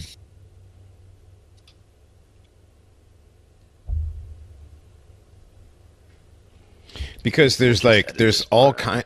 Yeah, there's no. Well, I'm not. No, we won't. No, I won't. Claps. Let's do the. I'm not doing the claps ever again. I'm just gonna say right now that I'm not gonna edit this out. We'll just talk over it. There's other things that have to do with Disney that aren't necessarily to do with the parks, but the Disney movies and the other things that happen. I mean, that like Disney itself has changed since they've been taken over by the Iger family and the Eisner family and the tribe, basically. How they've gone from wholesome Americana, to up until very recently, every single Disney movie, almost without exception, I'm sure there's a couple, and somebody's going to be like, no, there's one that's me. Shut up. But every Disney movie where they show some sort of parental situation, there's only one parent. There's the like Aladdin. Aladdin's an orphan. Jasmine only has her dad. Right? You've got Finding Nemo. Finding Nemo. Yeah, Brad, shh, we're talking. Finding Nemo, we have your internet shit out and we decided to change the subject. So, Finding Nemo. I came back in and you were talking about the unwholesome side of Disney cartoons, which reminded me of something. Well, can it remind you of another when I'm done with the sentence? Okay. All right, continue. All right. Well, it goes back as far as Bambi, where like Bambi's mother was murdered. So you have this single parent theme that goes throughout almost all of modernity of Disney. What do you guys think about that? Like you have Lion King, where like Simba's dad is murdered by his brother. You have Finding Nemo, where the entire family is wiped out, mother and children, other than Nemo, who is left crippled with an injured fin, and his Cinderella with the dead mom and evil stepmother. Right, the dead mom and evil stepmother. You have Snow White. Who knows about Snow White's parents? You have Toy Story. There's only Andy's mother is in the picture. And speaking of Toy Story, here's a funny story about a funny conspiracy theory about Toy Story. Oh yeah. So you guys have seen the Toy Story movie. You were going to refer to, right? Toy Story 3. Yeah, we were talking a little bit about this. Yeah, so not only is Toy Story, you've got the single parent thing going on, but Toy Story 3, according to film critic Jordan Hoffman, points out that Toy Story 3 has many parallels to the Holocaust. Oh, are you kidding me? Like they made a fucking Pixar movie about the Holocaust. Okay, so you have in the movie the toys are left behind, just as the host nations left behind the Jews as the Third Reich conquered Europe. So the Third Reich is taking over Europe, but the poor Jews are not being taken care of. Okay, so here's your toys. Just like Anne Frank, the toys find themselves headed for the attic, but mistakenly wind up on the curb with the trash. They are then sent to Sunnyside Daycare, which actually represents a concentration camp. The newcomers are bashed and abused in the quote-unquote caterpillar room by non-age-appropriate children until they are eventually thrown into the trash chute. Now, if you guys have seen the movie, you remember the scene at the end of the movie where they're getting thrown into this giant incinerator crushing machine. So the toys, they finally accept their fate and they hold hands as they're headed towards the incinerator. At the last minute, the toys are saved by the aliens, who are, everybody knows from the first movie, came out of the little claw machine.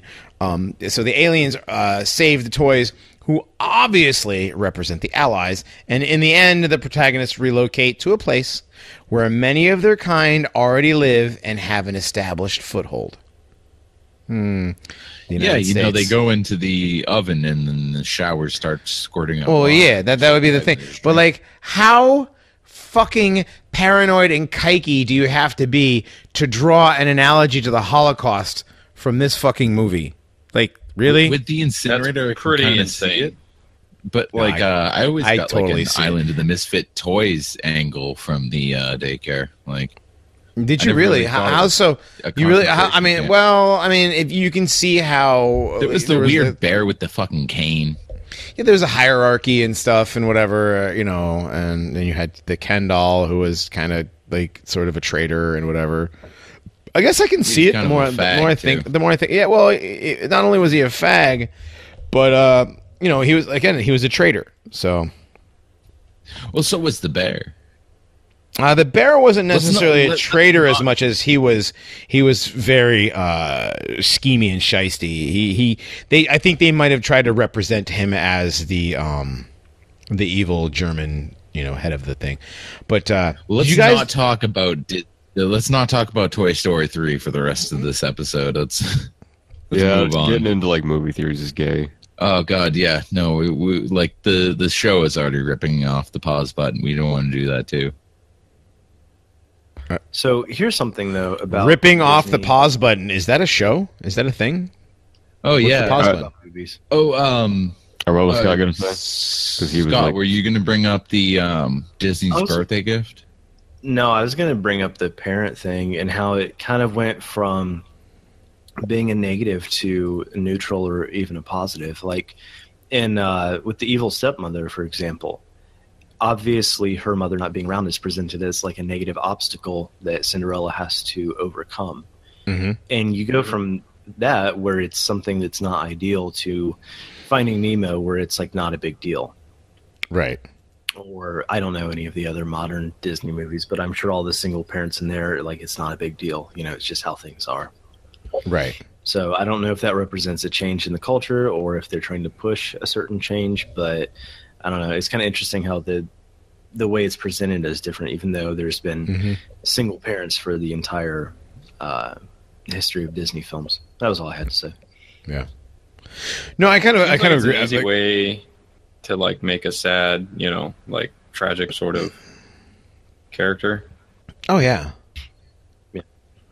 No, it definitely works. It definitely works to trigger the sad reflex when you're like, oh, he's only got one parent. That poor kid who's only got, doesn't have his father, doesn't have his mother, whatever. Yeah. No, I get that. It's I can kind of see it for The Lion King because that was just a ripoff of Hamlet. Mm-hmm. And it'd be a little weird if like Simba's mom was like, married to Scar afterward. Yeah, they didn't go that far with it. It was definitely, you know what?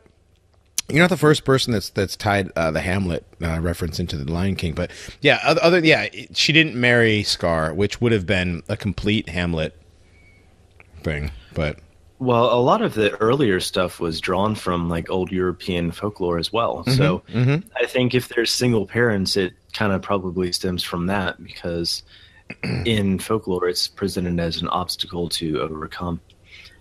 One of the most interesting Disney movies to me is. What is it called? Fantasia. Oh, the one that just has classical music and it's like there's no dialogue or anything like that. I really thought it was an interesting movie. You couldn't do something like that today. Like consider how Eurocentric or how racist it would be to have a movie that was centered around classical pieces and nothing else. Mm-hmm. It wouldn't. The idea wouldn't even come around. Well, probably the biggest theory about why Walt had so many motherless cartoons is because very early on in life, his mother died. Like he didn't grow up with a mother because his mother suffocated on the fumes from the furnace because they that's right. Gas furnace in their new home, and she just fucking died asphyxiating on the fumes. Mm-hmm. Wow, that's pretty. He didn't have the easiest childhood growing up. There's a lot of trauma in his life growing up. No, I mean the reason him and Roy were so close is because they were the only ones stuck around. Like all his other siblings, fucking flew the coop as soon as they could. Mm-hmm. Mm-hmm. He was always close to Roy the most, and that's why they went so far together. And then Roy sold him out after his death. How close was he really? A lot of Roy the Goy. Roy the Goy wasn't as wise as Walt. Roy the Goy. I like it. You got to remember. I like how you guys were talking about that. That's my new term for him. All right. Well, you got to remember that a lot of Disney stories come from the Brothers Grimm and Hans Christian Andersen. You know, a lot of those old fairy tales. You know, some of the later movies were like Shakespeare stuff too. And Shakespeare, yeah. Well, wasn't the Lion King like a ripoff of a Japanese Lion King? I don't know. I'm pretty sure the Lion King was like Hamlet. Well, there's Hamlet. It was Hamlet, but like I believe the original Japanese version was Hamlet, and then they just ripped off the fucking Japanese Lion King. Oh, really? Yeah, I've heard that before. I think it's almost like frame for frame in some instances. I don't know if it's the Lion King, but it's like the same story, pretty much. Wow. Mm-hmm. Well, that, you know, I mean, I wouldn't be surprised because, as a matter of fact, I was when I was hanging out over Easter with little mini Monoxide, and we were watching the new movie Moana, or whatever the hell it's called, Moana. The Polynesian movie that's got the, what's his name, The Rock. Oh, Moana or something. Moana, whatever it's called. I noticed that one of the songs was a direct ripoff of another song. That's another thing that Disney does a lot, is they rip off their own music, and just change the lyrics. Yeah. So I wouldn't be surprised that they're ripping off frame for frame some other, you know, company's thing. So they're ripping themselves off. Why wouldn't they rip off somebody else? I mean, they are Jews, for Christ's sake. I mean, like, you know, they'll rip off their own people if there's that much goy blood. Didn't Mulan have two parents? No, Mulan was just her father. That was another one of the gender reversals where you have the heroic female saving the day in the background. But the mother, I didn't think the mother. I thought the mother was not around in Mulan. God, that. Just every time like someone brings up Mulan, I get triggered because when I actually because Eddie Murphy does Eddie Murphy piss you off? No, it's my brief stint at a public university. I had this like super bull-dyke like English teacher for my freshman English class, and I had to like write a fucking article about like fucking feminist like Disney characters, and I just had to bullshit out some fucking article about Mulan, and I hated the entire experience. Yeah, it sounds pretty awful. It does sound pretty awful. Yeah, it was the fucking worst. Yeah, I honestly don't remember. I've only seen Mulan like once or twice, and that's only because I have a kid. What? Yeah, the villain dude, is when I was badass. little, I thought What's it badass? was a fucking cool movie. Like The villain. I love the. Oh, the villain, the Turk. love Yeah, he was that. great. The Yeah, fucking- yeah. The Turk, the Mongol. Yeah, dude. He's a Turk, Mongol, Same whatever. difference. Yeah, same Whatever, thing. whatever. Zev, good luck wherever you are. We miss you. So yeah. So, one urban legend I want to bring up while we're on the topic of Disney cartoons is for one of Walt's birthdays, supposedly some of the animators in his studio is kind of like a little joke, like, you know, when they're all in the office, you know, celebrating, having some champagne, they showed him an animated short they made of Minnie and Mickey fornicating. And there are fake like edits online where you can find it, but And ever since if it then, did cartoon happen, he porn was was so- born. yeah, dude, fucking Walt Disney invented hentai. He did No, not. so he His was- people may have. He did not. You take that back. He was Oh. as chaste No, as I'm the kidding. driven I'm snow. kidding. No, that's hilarious. Leave Walt Disney alone. No, but It's indirectly true. Admit it. apparently, like, he thought it was hilarious, but he was also horrified at the same time and ordered them to just immediately destroy it on the spot. But of course they didn't, did they? I don't know. Like the stuff online that you find is like completely debunked. Like they just took frames from like old Steamboat Willies and they just, you know, doctored it a little bit. Oh. So if it did happen, it was destroyed. But I doubt it did. Yeah. I think back then, you know, if rumors of that got out, that would have like killed his reputation. Oh yeah, definitely. Oh yeah. So I somehow suspect it probably did not happen. This is probably true. Well, there's you know, a ton of like shit hidden. Like you know, like you can see Jessica Rabbit's cooter in Allegedly, Rabbit. you can see Jessica Rabbit's cooter. That's not Allegedly, necessarily like they true. could slow down the frames. How Yeah, but that was in the thing is with those things where they accidentally left 2 frames of this in or whatever. In the versions that you have now, those are no longer there. You know what I mean? Like there's the scene of in The Little Mermaid, does the bishop get a boner? You know what I mean? Like it looks like he's got, he's kind of got a bump in his pants. Or The Lion King when it says sex. Yeah, was there a subliminal message in Aladdin about telling teens to get naked when Aladdin says, "Good teenagers, take off your clothes"? Yeah. Like, Or yeah. King What or, his like, actual words are supposed to be are, "Good tiger, take off, scat, go." Right. But what it sounds like is, "Good teenagers, take off your clothes." Right. And In The if you play Rescuers, Stairway to Heaven backwards. shut up. It's Led Zeppelin. Nobody gives a fuck. Okay. Sorry, that was rather harsh. But I hate Led Zeppelin. In The Rescuers, 1977 cartoon. Now this is 1977. Before the topless woman. Yeah. As what are the 2 mice? Bianca and Bernard. They go sliding by, and in like behind them, there's like a topless woman in the background. So, and actually, the actual animators were like, "Well, yeah, we did leave a nudie kind of picture, and it was only for 2, and yeah." So They even said, like, animators do this all the time, man. We slip in little secrets because, right. Well, if anybody's this is ever the days seen before the pause and rewind of the DVD remote, like they could get away with that kind of shit. Everyone was just in a movie theater, right, and if they anybody's didn't ever think seen anything of if anybody's ever seen Fight Club, we all know that Tyler Durden spent his nights, because he was an insomniac, working in a theater, splicing in single frames of penis into movies. Yeah, Morocco is just splicing little penises into movies. Little penises. I don't think Fight Club was a documentary. I don't think that actually happened. You don't think? I don't think it was a it happened in documentary. my mind. Adam, nobody said it was a documentary, weirdo. I'll say it. Documentary. But what I'm saying is like that the thing about Tyler Durden, like his whole character was representative of shit that actually may or may not have happened. His character was a documentary. Well, Tyler's not here. Tyler's gone.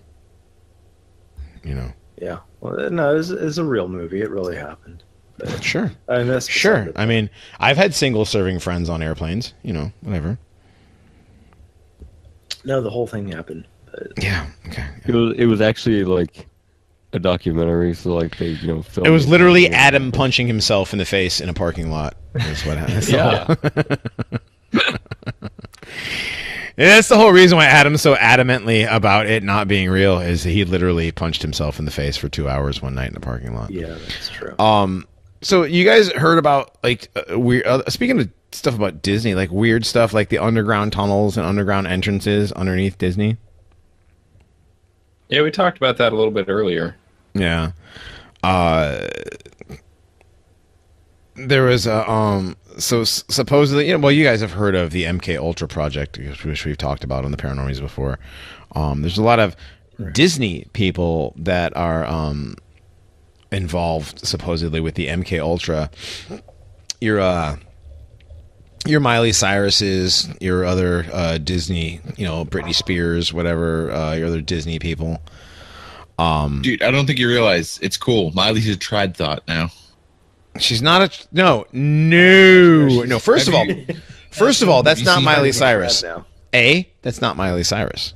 Yeah, Miley Cyrus is dead in the desert somewhere, but that's This is beside the point. This is a replacement of her. This is along the lines of Fall McCartney and the new. When I was Eminem. like 13, I believed that Paul was dead. Like that was my first conspiracy theory, was Paul from the Beatles was dead. So I can get behind this.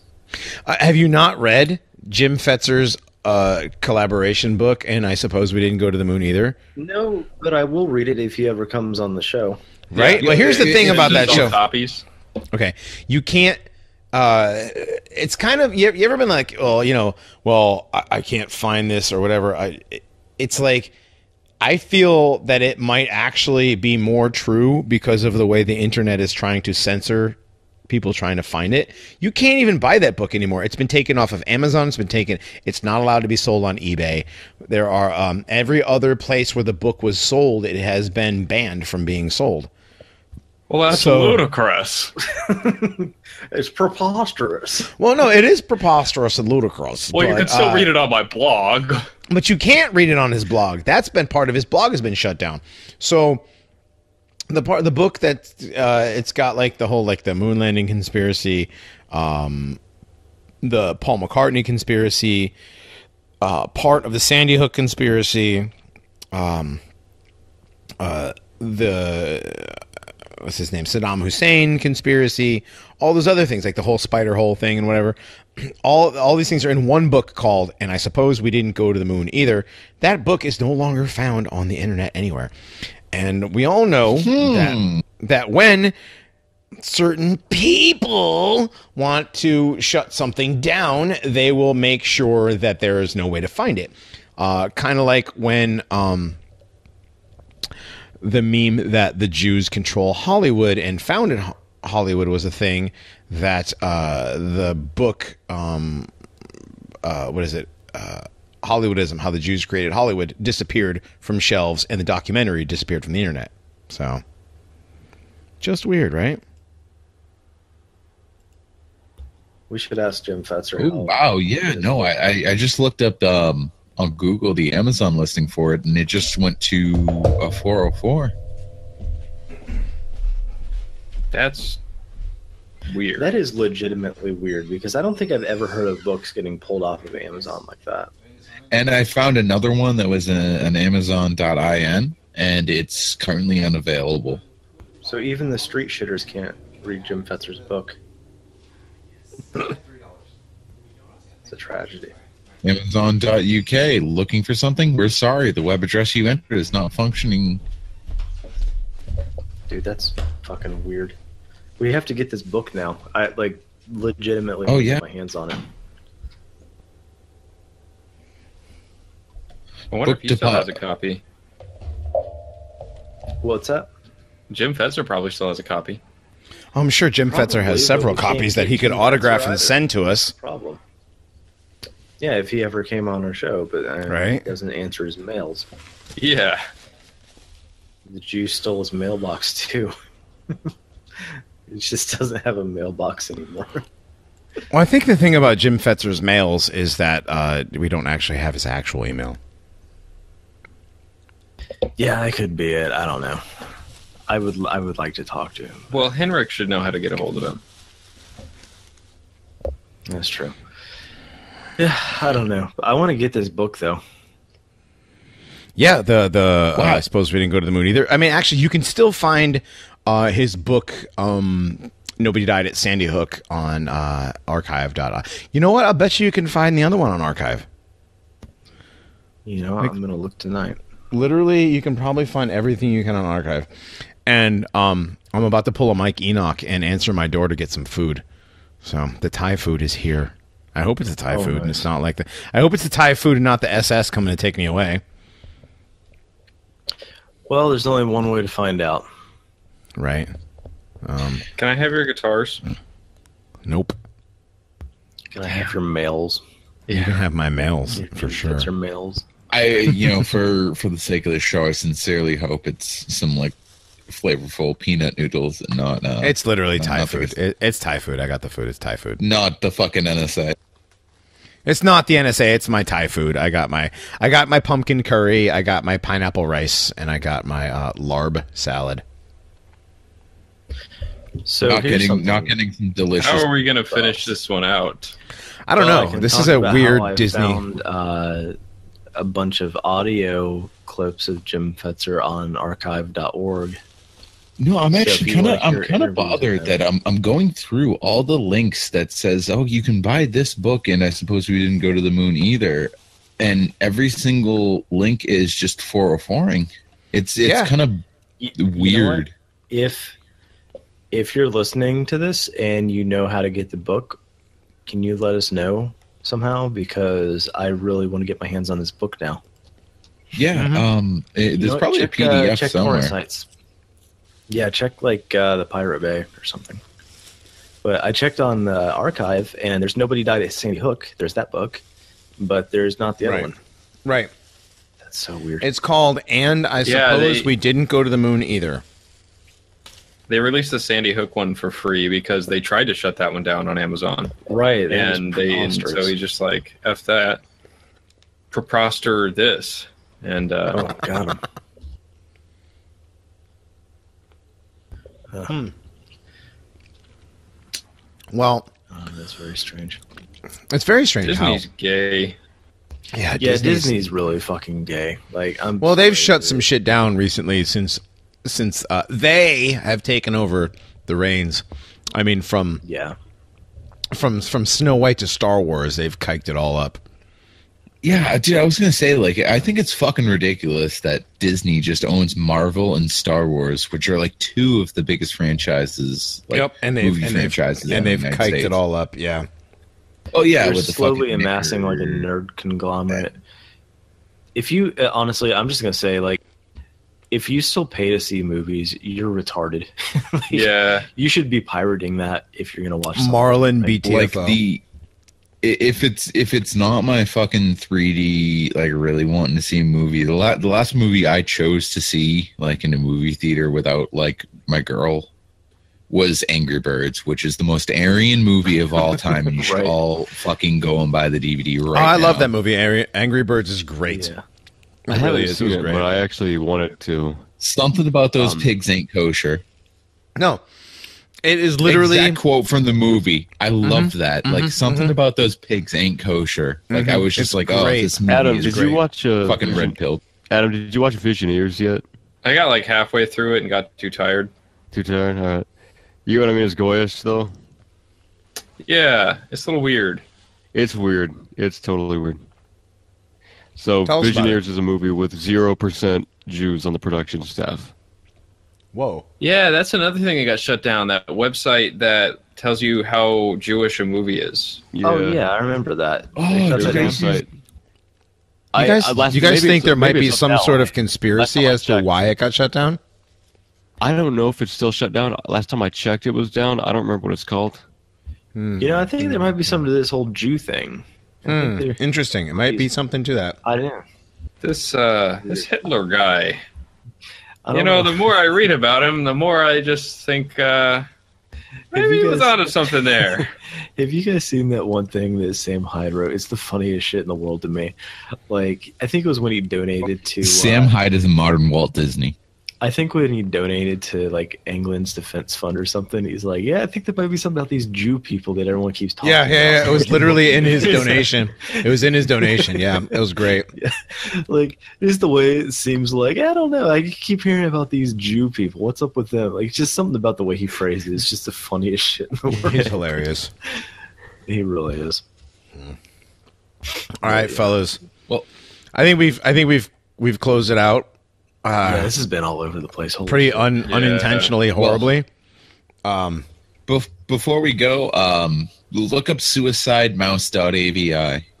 No, I didn't Oh, get to talk about Jesus. that. I'm not going to do it. Look I'm up not going to do it. suicidemouse.avi. But I'll let you people do it and then DM me on Twitter about how bad it is. Like I said, you got a 50-50 shot of getting me or Scott. So Yeah, whichever one you get, it's gonna suck. So You might Pretty have much. a rare moment where they're both looking at it at the same time and they don't realize the other person's That happens responding. a lot of- and they well, both hit actually, it enter. happens a lot. Actually, recently, yeah.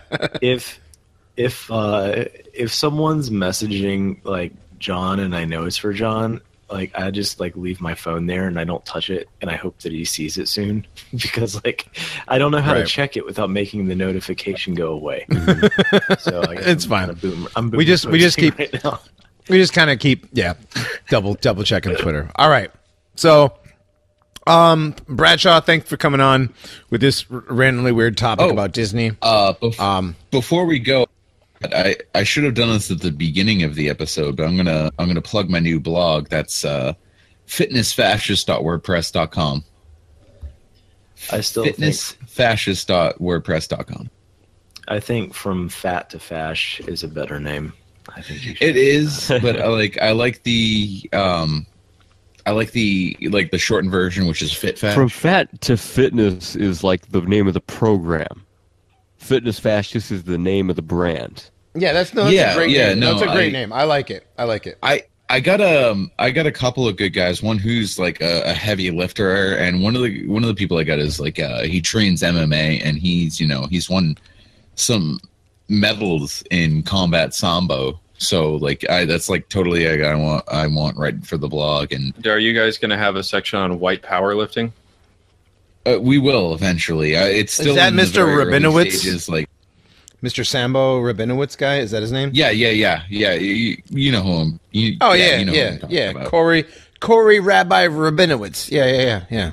Sambo is also Smooth Man Corey. Sambo is also what Walt Disney called those crows in that one. Little Black Sambo. Yeah.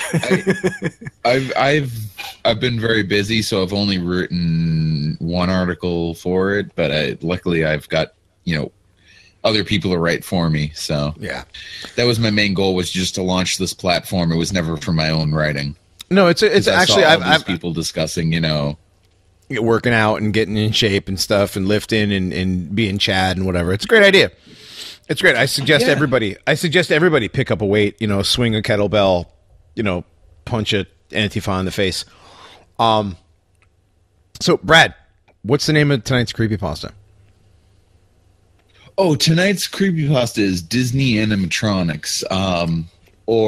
Maybe they aren't. It's about pretty much the animatronics at Disney. It's from a No Sleep Reddit post.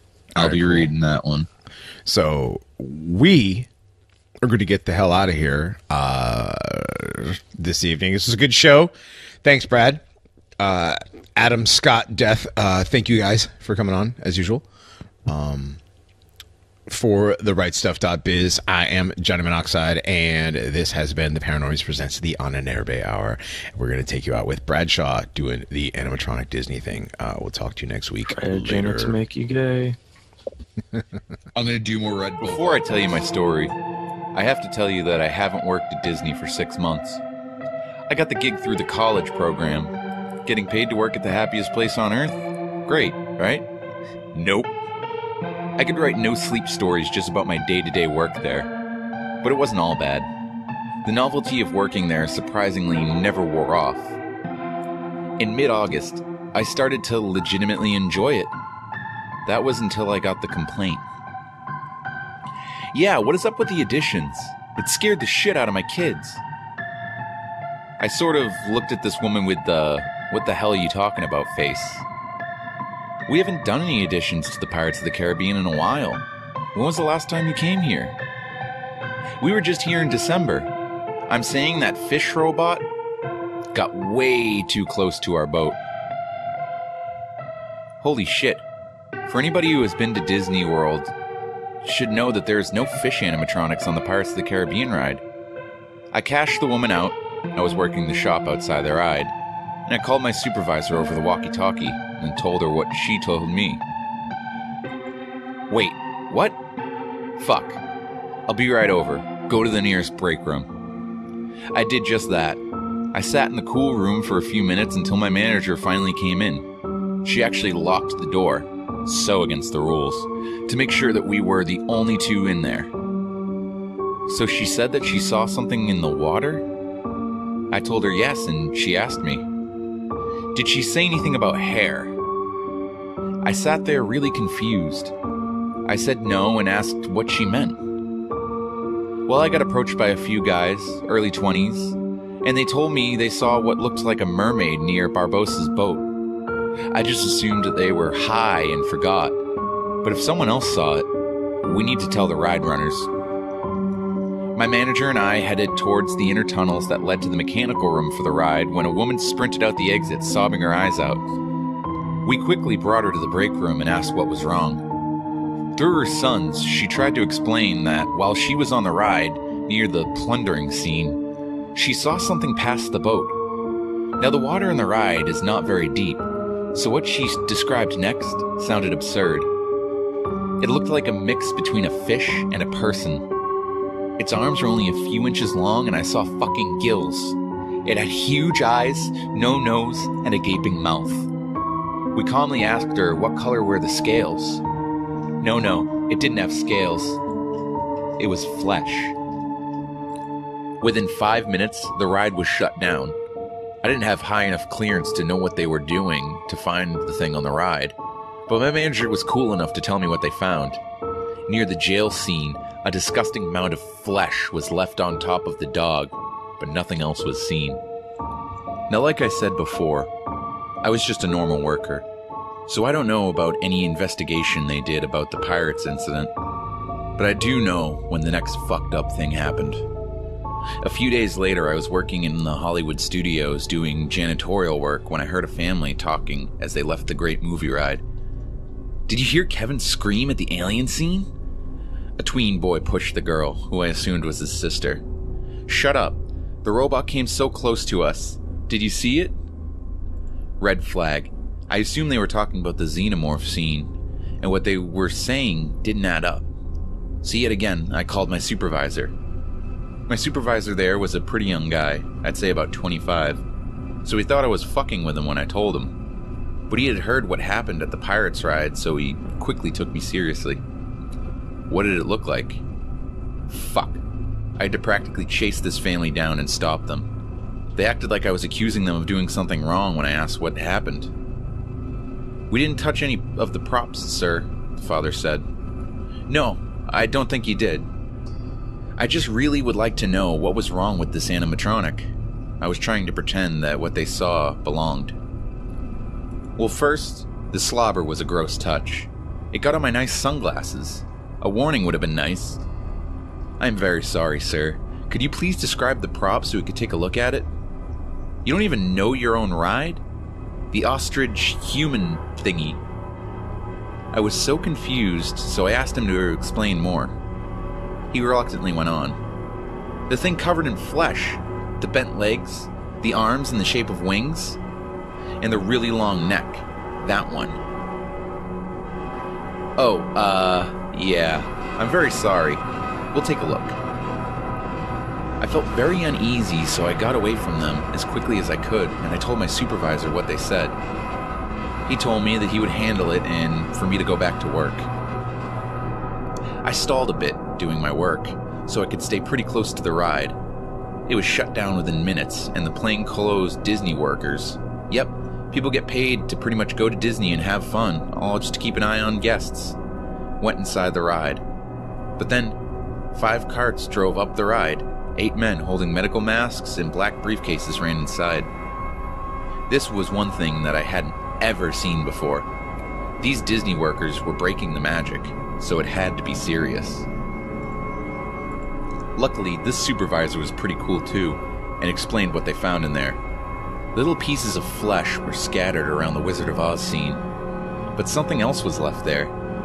A sticky note attached to the witch's broom. 2 words were written on it.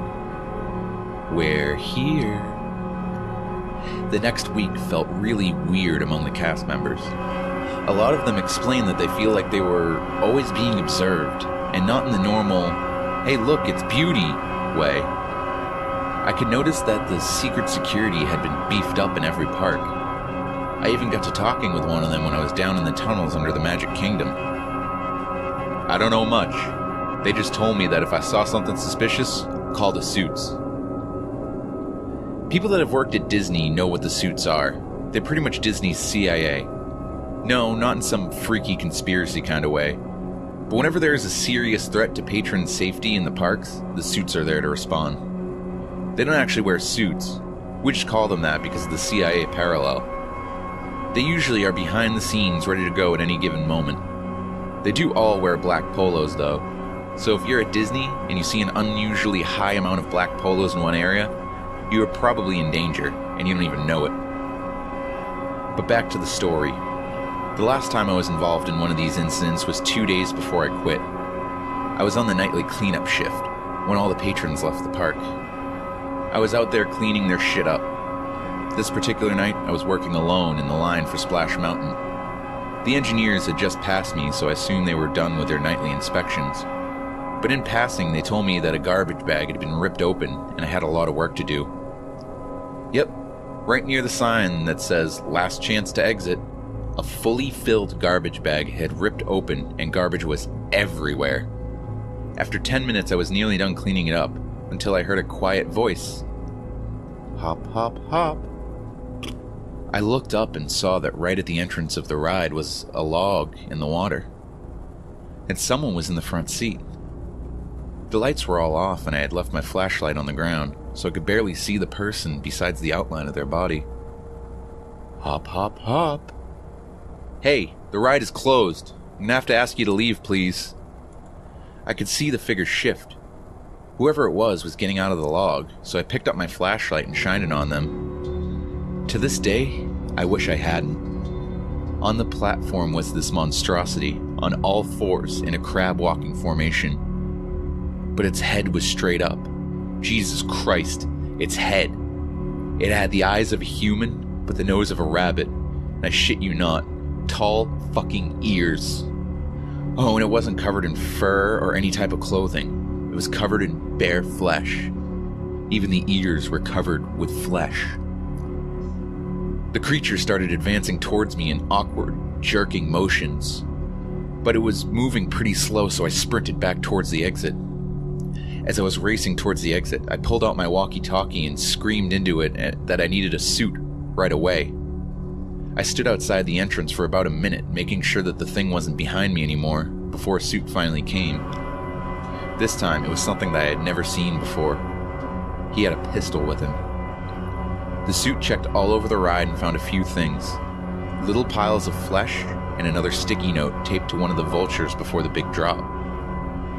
We won't leave. For the next day, they let me stay in a nice room in one of the pop hotels. People came to the room a few times asking me what I had seen, but when I started asking them questions, they all seemed to clam up. This pissed me off to no end, so I decided to quit.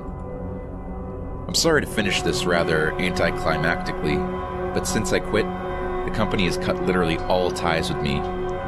Back around December, for some reason I really wanted to go back there, and they said yes, but only if I could do a screening. They gave no context for that, so I declined. I don't know what happened with those weird occurrences.